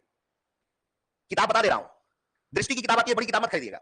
विज्ञान एवं प्रौद्योगिकी की दृष्टि की किताब खरीद के पढ़ना शुरू करिए। जो चैप्टर पढ़ा रहा हूं पढ़कर आइए, कुछ नई चीजें मिलेंगी। है हंसे क्यों है? उन्हें इतनी जानकारी होती तो पूछते। मैं मेंस की क्लास लेने आया हूं ना, तो किताब क्या बताऊंगा? पीटी का कहां बताया हूं? पीटी क्लास थोड़े ना है। हाँ, तो मेंस की बताया हूं बेटा। तो वो किताब लिखी गई है। पहले तो साइंस एंड टेक्नोलॉजी की मार्केट में कोई किताब ही नहीं है, पहली चीज तो जान लीजिए, कोई किताब ही नहीं है। और एक है भी तो मैंने आपको आसान तरीके से बता दिया कि ये विषय ये पढ़ लीजिएगा। हो सकता है कि आपको उससे सिर्फ उतना ज्ञान होगा जिससे आप कुछ थोड़ा बहुत लिख पाएंगे। जब तक इस लेक्चर को अटेंड नहीं करेंगे तब तक मुख्य परीक्षा का आंसर नहीं कर पाएंगे। एकदम क्लियर बता रहा हूं। लेकिन वो आपको वो सहायता करेगा, जैसे छोटे छोटे क्वेश्चंस आप पूछते हैं ना कि रॉकेट क्या है, प्रक्षेपण यान क्या है, तो जब पढ़ के आएंगे तो आपका कॉन्फिडेंस लेवल बढ़ जाएगा। जब कोई चीज हम पढ़कर आते हैं ना तो उसको और आनंद के साथ समझ में आता है। तो अगर इच्छा होगी तो किताब खरीद लीजिएगा, अन्यथा अगर नहीं खरीदते तो मेरा नोट्स मोर देन सफिशिएंट है। चाहे आईएएस का मेंस लिखिए, चाहे बीपीएससी का मेंस लिखिए, भारतवर्ष के किसी भी स्टेट का मेंस लिखिए, मोर देन सफिशिएंट होगा। ठीक है, लेकिन किताब खरीद लेंगे तो थोड़ा सा जो आपके अंदर एक जो समस्या आ रही है ना, वो समस्या का समाधान हो जाएगा, जिसको हम देखकर हम जैसे शिक्षक ये महसूस कर रहे हैं कि थोड़े कमजोर हैं आप, वो कमजोरी दूर हो जाएगी। आप भी उन लोगों के बीच में आ जाएंगे जो लगातार बीपीएससी का इंटरव्यू वगैरह दे रहे हैं, जो हमारे साथ दिल्ली में हमारे विद्यार्थी हैं, या क्योंकि थोड़ा सा बौद्धिक क्षमता को बढ़ाना पड़ता है, थोड़ा सा हमको अध्ययन अच्छे से करना है, लास्टली रिजल्ट हमें देना है बेटा। बाकी सब बेकार है, रिजल्ट तभी आएगा जब अपनी बौद्धिकता का प्रयोग करेंगे। पेड़ जो बहुत ऊपर दिखाई देता है ना, बहुत गहराई में जड़ उसकी गई रहती है, तो जड़ जब तक गहराई में नहीं जाएगा तब तक परिणाम ऊपर नहीं आएगा। और जड़ को गहराई में लाने के लिए आपको अध्ययन करने की आवश्यकता पड़ेगी। छोटा सा एक आपको एग्जांपल देता हूं कि आपने गलती क्या की है। कल मैंने पूरा पढ़ाया और सारा आपने फोटो लिया हुआ है, और कोई बच्चा सिंगल बच्चा नहीं है जो पूरा नोट्स कंप्लीट कर लिया हो। और जिन्होंने किया है हृदय से साधुवाद और धन्यवाद देता हूं कि आपके अंदर जिज्ञासा है मेंस लिखने की। ये गलती दोबारा मत करिएगा आप लोग, नहीं तो बेटा समय 1 साल 2 साल 4 साल 10 साल निकल जाता है, बहुत समस्या हो रही है मार्केट में। इस जॉब की भी समस्या हो गई है। अभी मैं पढ़ाते पढ़ाते में 3 लोगों का मैसेज आया है और तीनों बड़े अच्छे संस्थानों में पढ़ाते थे, आज के डेट में नौकरी नहीं है उनके पास। बहुत परेशानी चल रही है, इसका अध्ययन जितना कर सकते हैं कर लीजिए, बहुत कंपटीशन है इस फील्ड में।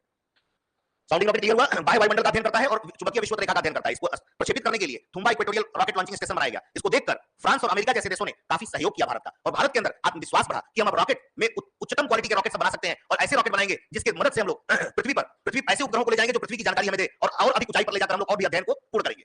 उसी के क्रम में लॉन्चिंग व्हीकल बनाया गया। लॉन्चिंग व्हीकल यानी प्रक्षेपण यान, ऐसे इसे कहा जाता है जो अपने साथ उपग्रह या अंतरिक्ष यानों को लेकर जाते हैं, अंतरिक्ष की कक्षा में स्थापित करते हैं, और अंतरिक्ष की कक्षा में स्थापित करके फिर पृथ्वी पर हो रही गतिविधियों की जानकारी देते हैं। यानी उपग्रहों की मदद से पृथ्वी पर हो रही गतिविधियों की जानकारी हमें मिलती है, और उन उपग्रहों को अंतरिक्ष की कक्षा में कौन लेकर जा रहा है? प्रक्षेपण यान। और भारत ने प्रक्षेपण यान की जब शुरुआत की तो कुछ इस तरह के प्रक्षेपण यान बनाया। पहले का नाम रखा सैटेलाइट लॉन्चिंग व्हीकल, इससे एडवांस वर्जन आया आगुमेंटेड सैटेलाइट लॉन्चिंग व्हीकल, इससे एडवांस वर्जन हुआ पोलर सैटेलाइट लॉन्च व्हीकल, उससे एडवांस वर्जन आया जियो सैटेलाइट व्हीकल। और साथ ही साथ मेरे बच्चों, यहां तक तो बात ऐसी थी कि वो अंतरिक्ष में जाते थे, ये उपग्रह देते थे, का प्रत्येक भाग नष्ट हो जाता था। ध्यान दीजिएगा, अंतरिक्ष में जाते थे, सारा भाग इसका नष्ट होता जाता था और ले जाके कक्षा में उपग्रहों को स्थापित कर दिया जाता था। कहां तक? जीएसएलवी तक। तो लोगों ने सोचा यार कि इसे क्यों ना कुछ ऐसा किया जाए कि जो उपग्रहों को ले जाए और वापस पृथ्वी पर भी चलाए। जैसे बस एक स्टेशन से आपको अगले स्टेशन तक छोड़ता है, फिर वहां से वापस लौट के चलाता है दूसरे यात्रियों को ले जाने के लिए। क्यों ना उसी तरीके का एक ऐसा लॉन्चिंग व्हीकल बनाया जाए जो पृथ्वी से उपग्रहों को ले जाए और उसकी कक्षा में छोड़ दे और वापस पृथ्वी पर चलाए। इससे क्या फायदा होगा? इससे फायदा सबसे बड़ा ये होगा कि जिस प्रक्षेपण यानों को बनाने में हजारों करोड़ों रुपए खर्च होते हैं, वो खर्च हमारा क्या होगा? कम हो जाएगा। दूसरी चीज, जब प्रक्षेपण यान बनेगा तब उपग्रहों को ले जाकर स्थापित करेंगे ना, जब हमारे पास प्रक्षेपण यान बना बनाया रहेगा तो जल्दी जल्दी हम उपग्रह बनाकर जल्दी जल्दी अंतरिक्ष की कक्षा में उपग्रहों को स्थापित करेंगे, ताकि हम जल्दी जल्दी स्थापित करें और जल्दी जल्दी हमें जानकारियां प्राप्त हो। इसका परिणाम ये मिलेगा कि हम वैश्विक अंतरिक्ष परिदृश्य में हमारा आत्मविश्वास बढ़ेगा, हमारे वैज्ञानिकों का आत्मविश्वास बढ़ेगा, और वैश्विक अंतरिक्ष परिदृश्य में जो दुनिया के तमाम ताकतवर देश हैं उनकी विश्वसनीयता भारत के ऊपर बढ़ जाएगी। आई बात समझ में? तो इसलिए रीयूजेबल सैटेलाइट लॉन्चिंग व्हीकल बनाया गया, पुनर्उपयोगी सैटेलाइट लॉन्चिंग व्हीकल। इसके बाद ऐसा प्रक्षेपण यान बनाया गया है अभी हाल ही में जिसको स्मॉल सैटेलाइट लॉन्चिंग व्हीकल कहते हैं। छोटे छोटे प्रक्षेपण यान छोटे छोटे उपग्रहों को लेकर स्थापित करेगा, जो शिक्षा के क्षेत्र में, कृषि के क्षेत्र में, जो अन्य और मनोरंजन के क्षेत्र में हमारी मदद करेंगे।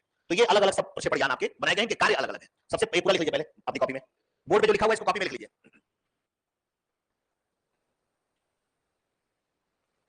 हाँ, कॉन्फिडेंस एकदम होना चाहिए, मेरे जैसा कॉन्फिडेंस, मेरे से बढ़िया कॉन्फिडेंस आ जाएगा बेटा, घबराओ मत। मेहनत करोगे कॉन्फिडेंस से लबालब हो जाओगे एकदम, और सिलेक्शन हो जाएगा, एसडीएम बन जाओगे बेटा।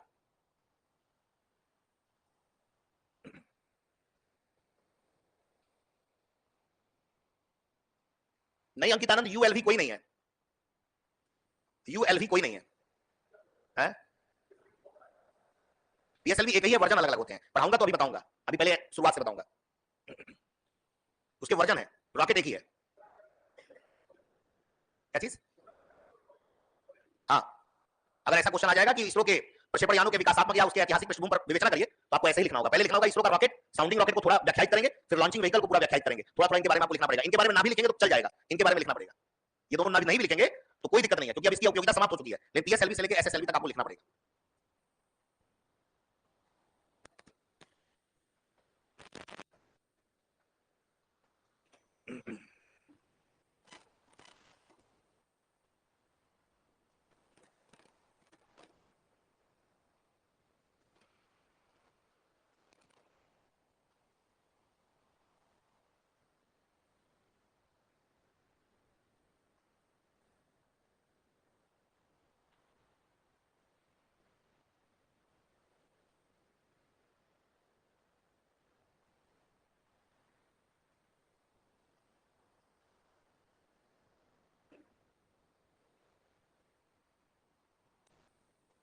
ओके बेटा, नोट कर लिया? हाँ, लेफ्ट साइड, हाँ देख लो, मैं दिखा देता हूं। पृथ्वी पर हो रही गतिविधियों की जानकारी देते हैं बेटा। उपग्रहों अंतरिक्ष यानों को अंतरिक्ष की कक्षा में स्थापित किया जाता है, और इस साइड में ये है। ओके बेटा, सब बताऊंगा। कुमारी ज्योति फुल फॉर्म बताऊंगा, डोंट वरी। अंकित आनंद जो यूनिफाइड लॉन्चिंग व्हीकल है, अभी भारत इस पर विचार कर रहा है, बनाने की बात कर रहा है, अभी ये तैयार नहीं है। इसके बारे में एक विशेष बात यह है कि ये जब बन जाएगा ना, तो ये एकीकृत रूप से कार्य करेगा। ये जीएसएलवी और पीएसएलवी की जगह लेगा। अभी ये करंट अभी मोड में है, अभी बनाया जाएगा, जो इसरो द्वारा तैयार किया जा रहा है। लेकिन अभी इसकी चर्चा हम लोग नहीं करेंगे जब तक ये पूरा कंप्लीट बनकर तैयार ना हो जाए, ठीक है? तो है, लेकिन अभी ये जीएसएलवी और पीएसएलवी की जगह लेने आ रहा है, अभी इस पर रिसर्च हो रहा है, इसरो कर रहा है। हाँ, क्या लिखा बेटा? हाँ, पहली हेडिंग लिखिए एसएलवी। एसएलवी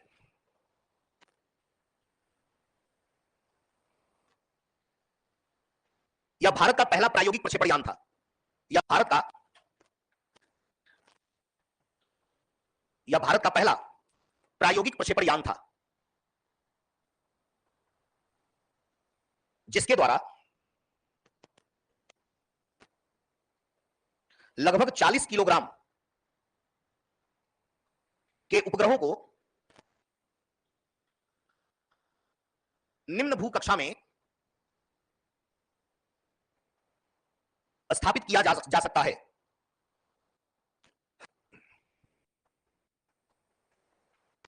यह 4 चरणों वाला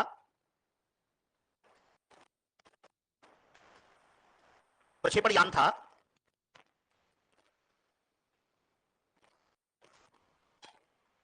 और चारों चरणों में ठोस ईंधन का प्रयोग किया जाता था। 4 चरणों वाला प्रक्षेपण यान था और चारों चरणों में ठोस ईंधन का प्रयोग किया जाता था। 1980 में एसएलवी 3 के द्वारा 1980 में एसएलवी 3 के द्वारा रोहिणी नामक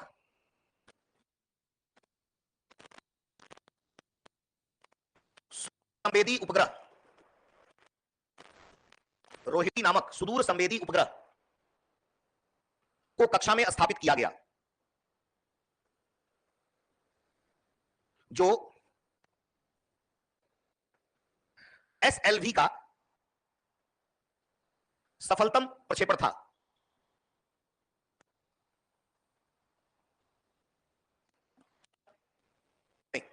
ये स्ट्रक्चर बना लीजिए।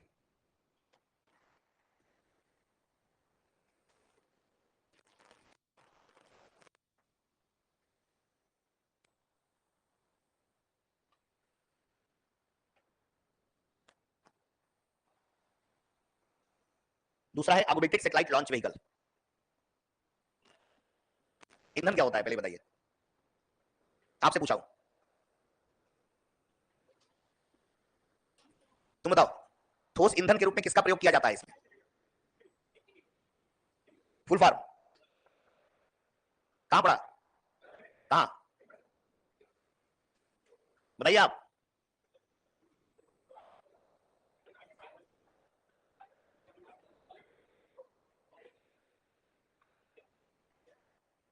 अभी बताऊंगा, क्लियर हो जाएगा। अभी अभी पीएसएलवी जीएसएलवी में पूरा डिटेल में बताता हूं। एएसएलवी, एएसएलवी पे लिख लीजिए, augmented augmented satellite launch vehicle. अभी मैंने लिखवाया था इसको, हिंदी में इसको लिखना चाहते लीजिए, उन्नत उपग्रह प्रक्षेपण यान। उन्नत उपग्रह प्रक्षेपण यान,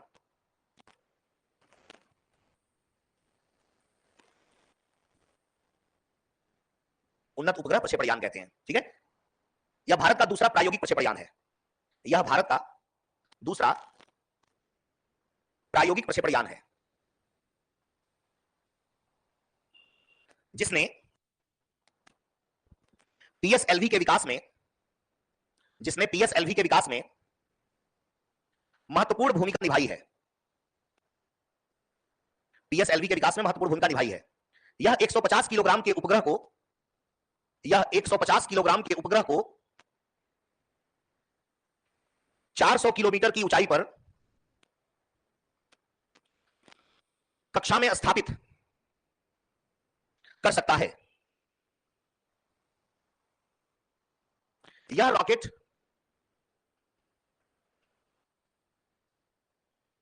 पांच चरणों वाला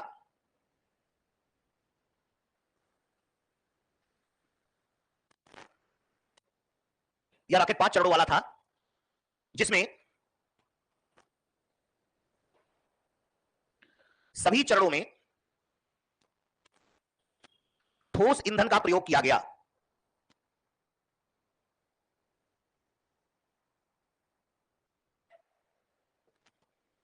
इसका प्रथम सफल प्रक्षेपण 1987 में किया गया, 1987 में किया गया। और इसके द्वारा श्रास सी, देखिए ऊपर लिखा हुआ है, श्रास सी नामक उपग्रह को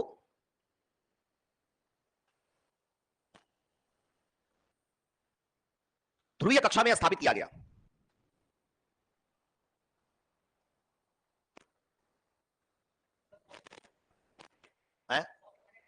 एक बार देख लीजिएगा, चेक कर लीजिएगा। 1987 हो सकता है कि मेरे से भी गलती हो सकती है, सन एक बार चेक कर लीजिएगा और मुझे क्लियर करके बता दीजिएगा कि क्या सही है, 87 है या आपके अनुसार 82 है। नेक्स्ट है टीएसएलवी, ये स्ट्रक्चर बना लीजिए पहले। हाँ जी, ठोस ईंधन।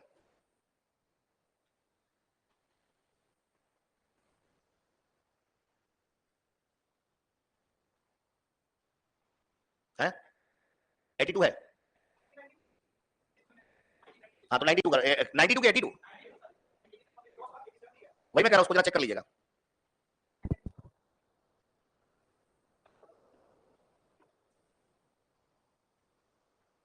सन वाली बीमारी जब मैं तैयारी करता था तभी से है। इतिहास इसलिए मैं पढ़ना कभी पसंद नहीं किया, इतिहास सब सन पे ही डिपेंड करता है। मुझे मॉडर्न हिस्ट्री सबसे अच्छा लगता था, एंशिएंट जिसपे सन याद करना ना, पता नहीं मेरे ब्रेन में सन वाला पार्ट याद नहीं होता है, बाकी हर एक कॉन्सेप्ट क्लियर, सन वाला पार्ट फ्लक्चुएट करता है मेरे से। और मेरा एक फ्रेंड है, मिस्टर विनय सिंह नाम है उनका, और वो हमसे 4 साल पहले मिले हैं ना, तो बता देंगे 11 अक्टूबर 2017 को बुधवार को 12:15 पे हमसे मुलाकात किए थे। इतनी जबरदस्त याददाश्त है, कब मिले थे हमसे वो बता देंगे, एकदम को सन बड़ा शानदार याद रहता है। तो ये हो गया। अब देखिए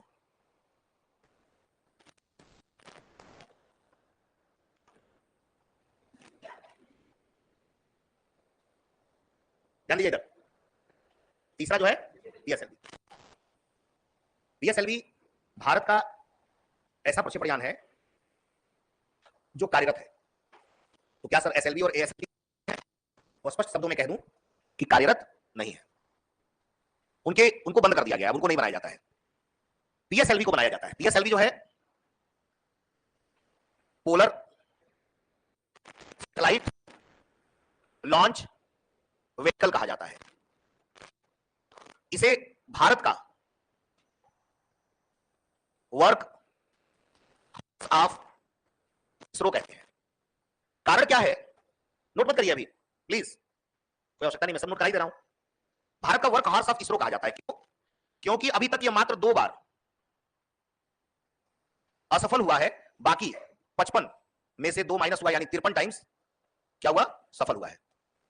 पूरी दुनिया का एकमात्र ऐसा प्रक्षेपण यान है जिसकी सफलता की दर इतनी है।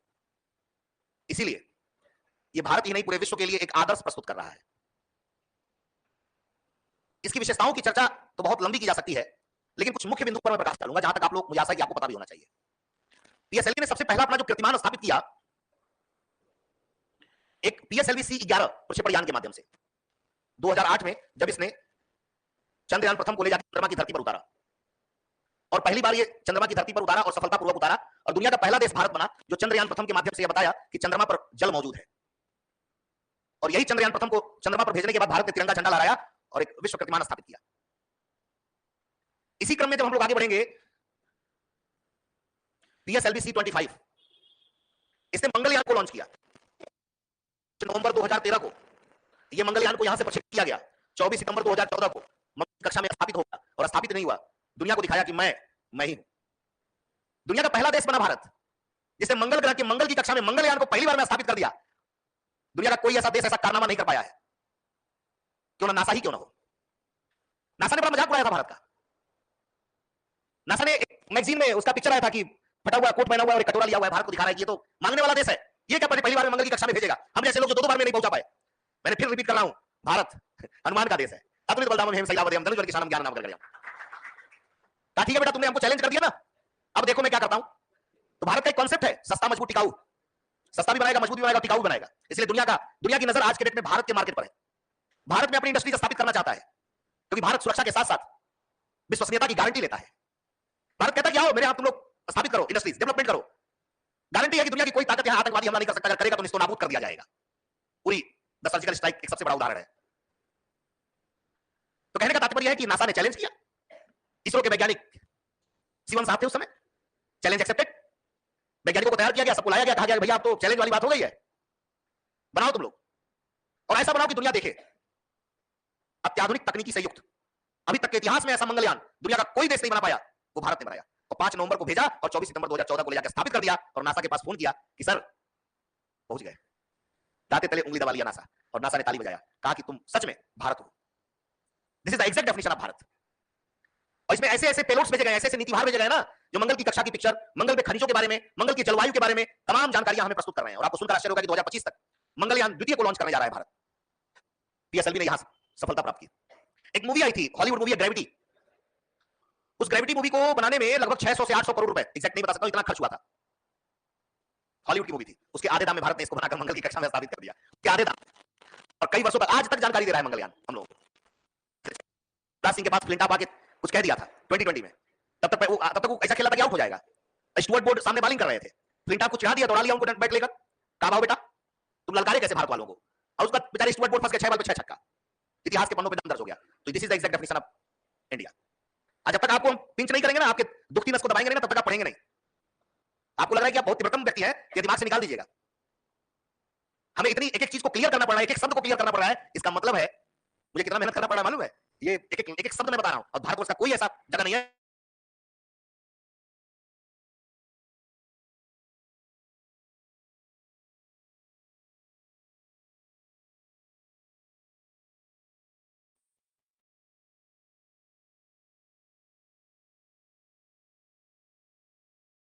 पंद्रह मिनट बाद जाके सो लेना घर पे।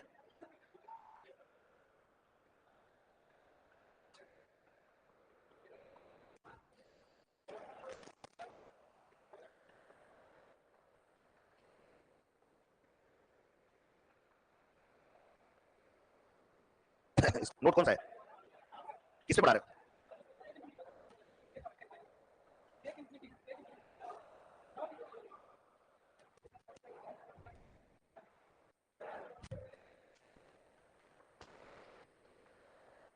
देखो बेटा,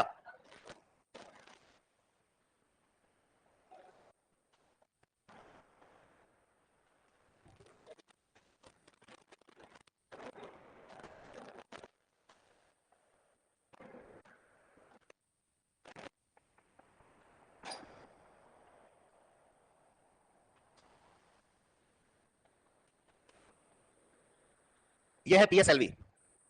पीएसएलवी में रिदम टूट गया ना, मैं और भी ऐतिहासिक बातें से बताता, लेकिन अब रिदम टूट गया। जैसे मंगलयान के बाद पीएसएलवी C-37 भारत ने लॉन्च किया था, उसके पहले रसिया ने एक प्रक्षेपण यान के साथ 35 उन्होंने उपग्रह भेजे थे।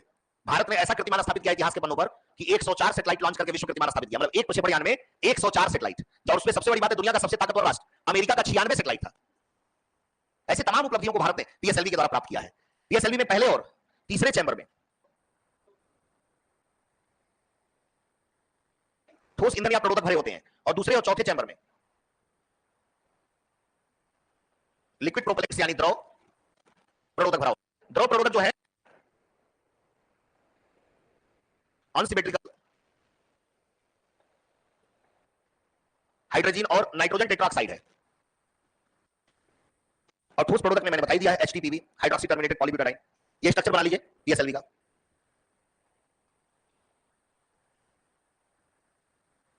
हाँ, जिज्ञासु शर्मा, स्पेस एक्स जो है वो प्राइवेट कंपनी है। अभी तक कोई भी सरकारी कंपनी ने भारत का रिकॉर्ड नहीं तोड़ा है। प्राइवेट कंपनी में एलन मस्क की कंपनी है, स्पेस एक्स उसने तोड़ दिया है, ये ध्यान में रखिएगा।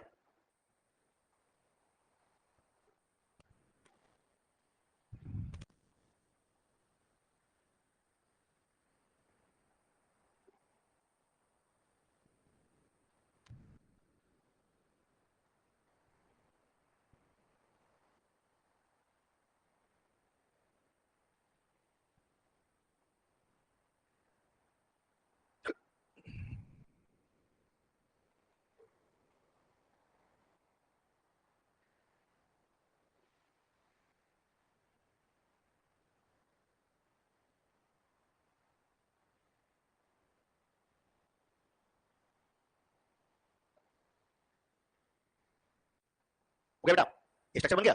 इसमें पहला पॉइंट लिख लीजिए।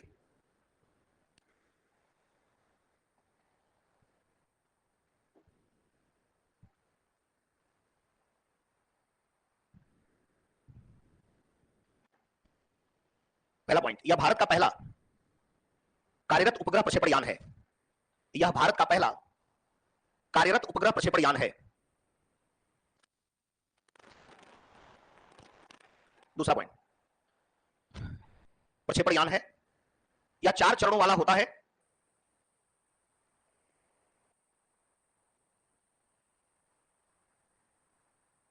जिसके पहले और तीसरे चरण में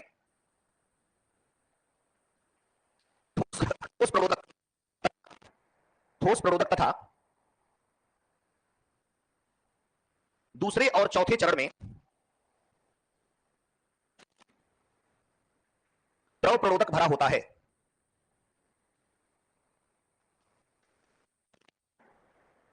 पॉइंट, पीएसएलवी लगभग 1900 किलोग्राम के उपग्रह को पीएसएलवी लगभग 1900 किलोग्राम के उपग्रह को ध्रुवीय कक्षा में प्रक्षेपित कर सकता है। ध्रुवीय कक्षा में प्रक्षेपित कर सकता है। साथ ही साथ अगर उपग्रह का वजन साथ ही साथ अगर उपग्रह का वजन 1500 किलोग्राम हो तो उपग्रह को जीटीओ में भी प्रक्षेपित कर सकता है। जीटीओ मतलब जियो सिंक्रोनस ट्रांसफर ऑर्बिट में भी प्रक्षेपित कर सकता है। वजन कम कर दीजिए, दूरी बढ़ जाएगी। पीएसएलवी का प्रथम सफल प्रक्षेपण पीएसएलवी का प्रथम सफल प्रक्षेपण 1994 में किया गया।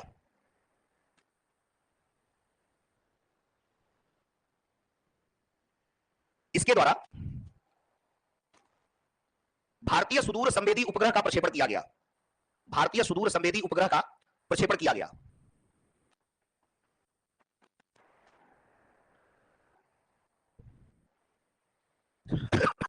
पीएसएलवी ने अब तक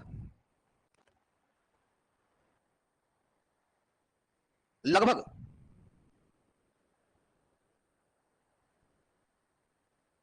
55 प्रक्षेपण किए हैं, जिसमें मात्र 2 प्रक्षेपण असफल रहे हैं। नेक्स्ट पॉइंट, पीएसएलवी द्वारा अब तक लगभग 34 देशों के 342 उपग्रह को व्यावसायिक अनुबंध के तहत प्रक्षेपित किया है।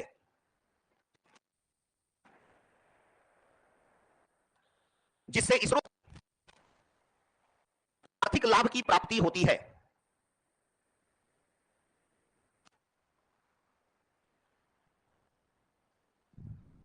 और यह विशेषता इसरो के प्रति अन्य देशों की विश्वसनीयता को दर्शाता है।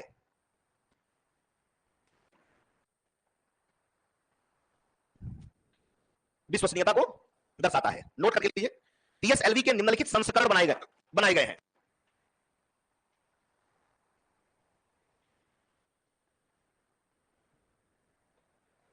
पीएसएलवी के निम्नलिखित संस्करण बनाए गए हैं। पहले अभी लिख लिया, लिख लीजिए। पीएसएलवी जी, पीएसएलवी सीए, पीएसएलवी एक्सएल।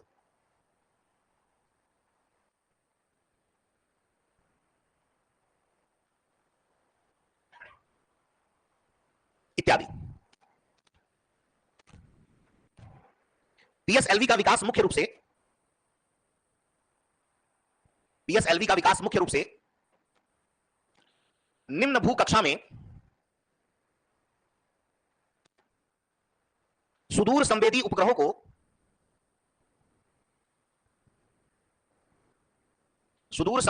को प्रक्षेपित करने हेतु किया गया था।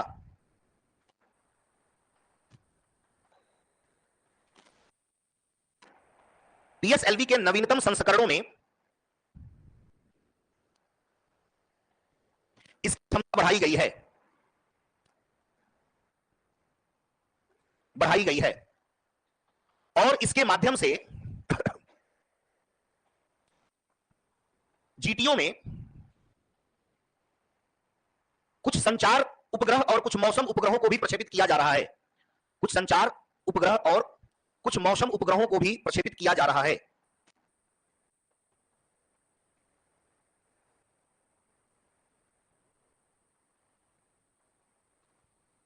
एक क्वेश्चन लिखिए। पीएसएलवी की 10 मुख्य प्रक्षेपण की चर्चा करें।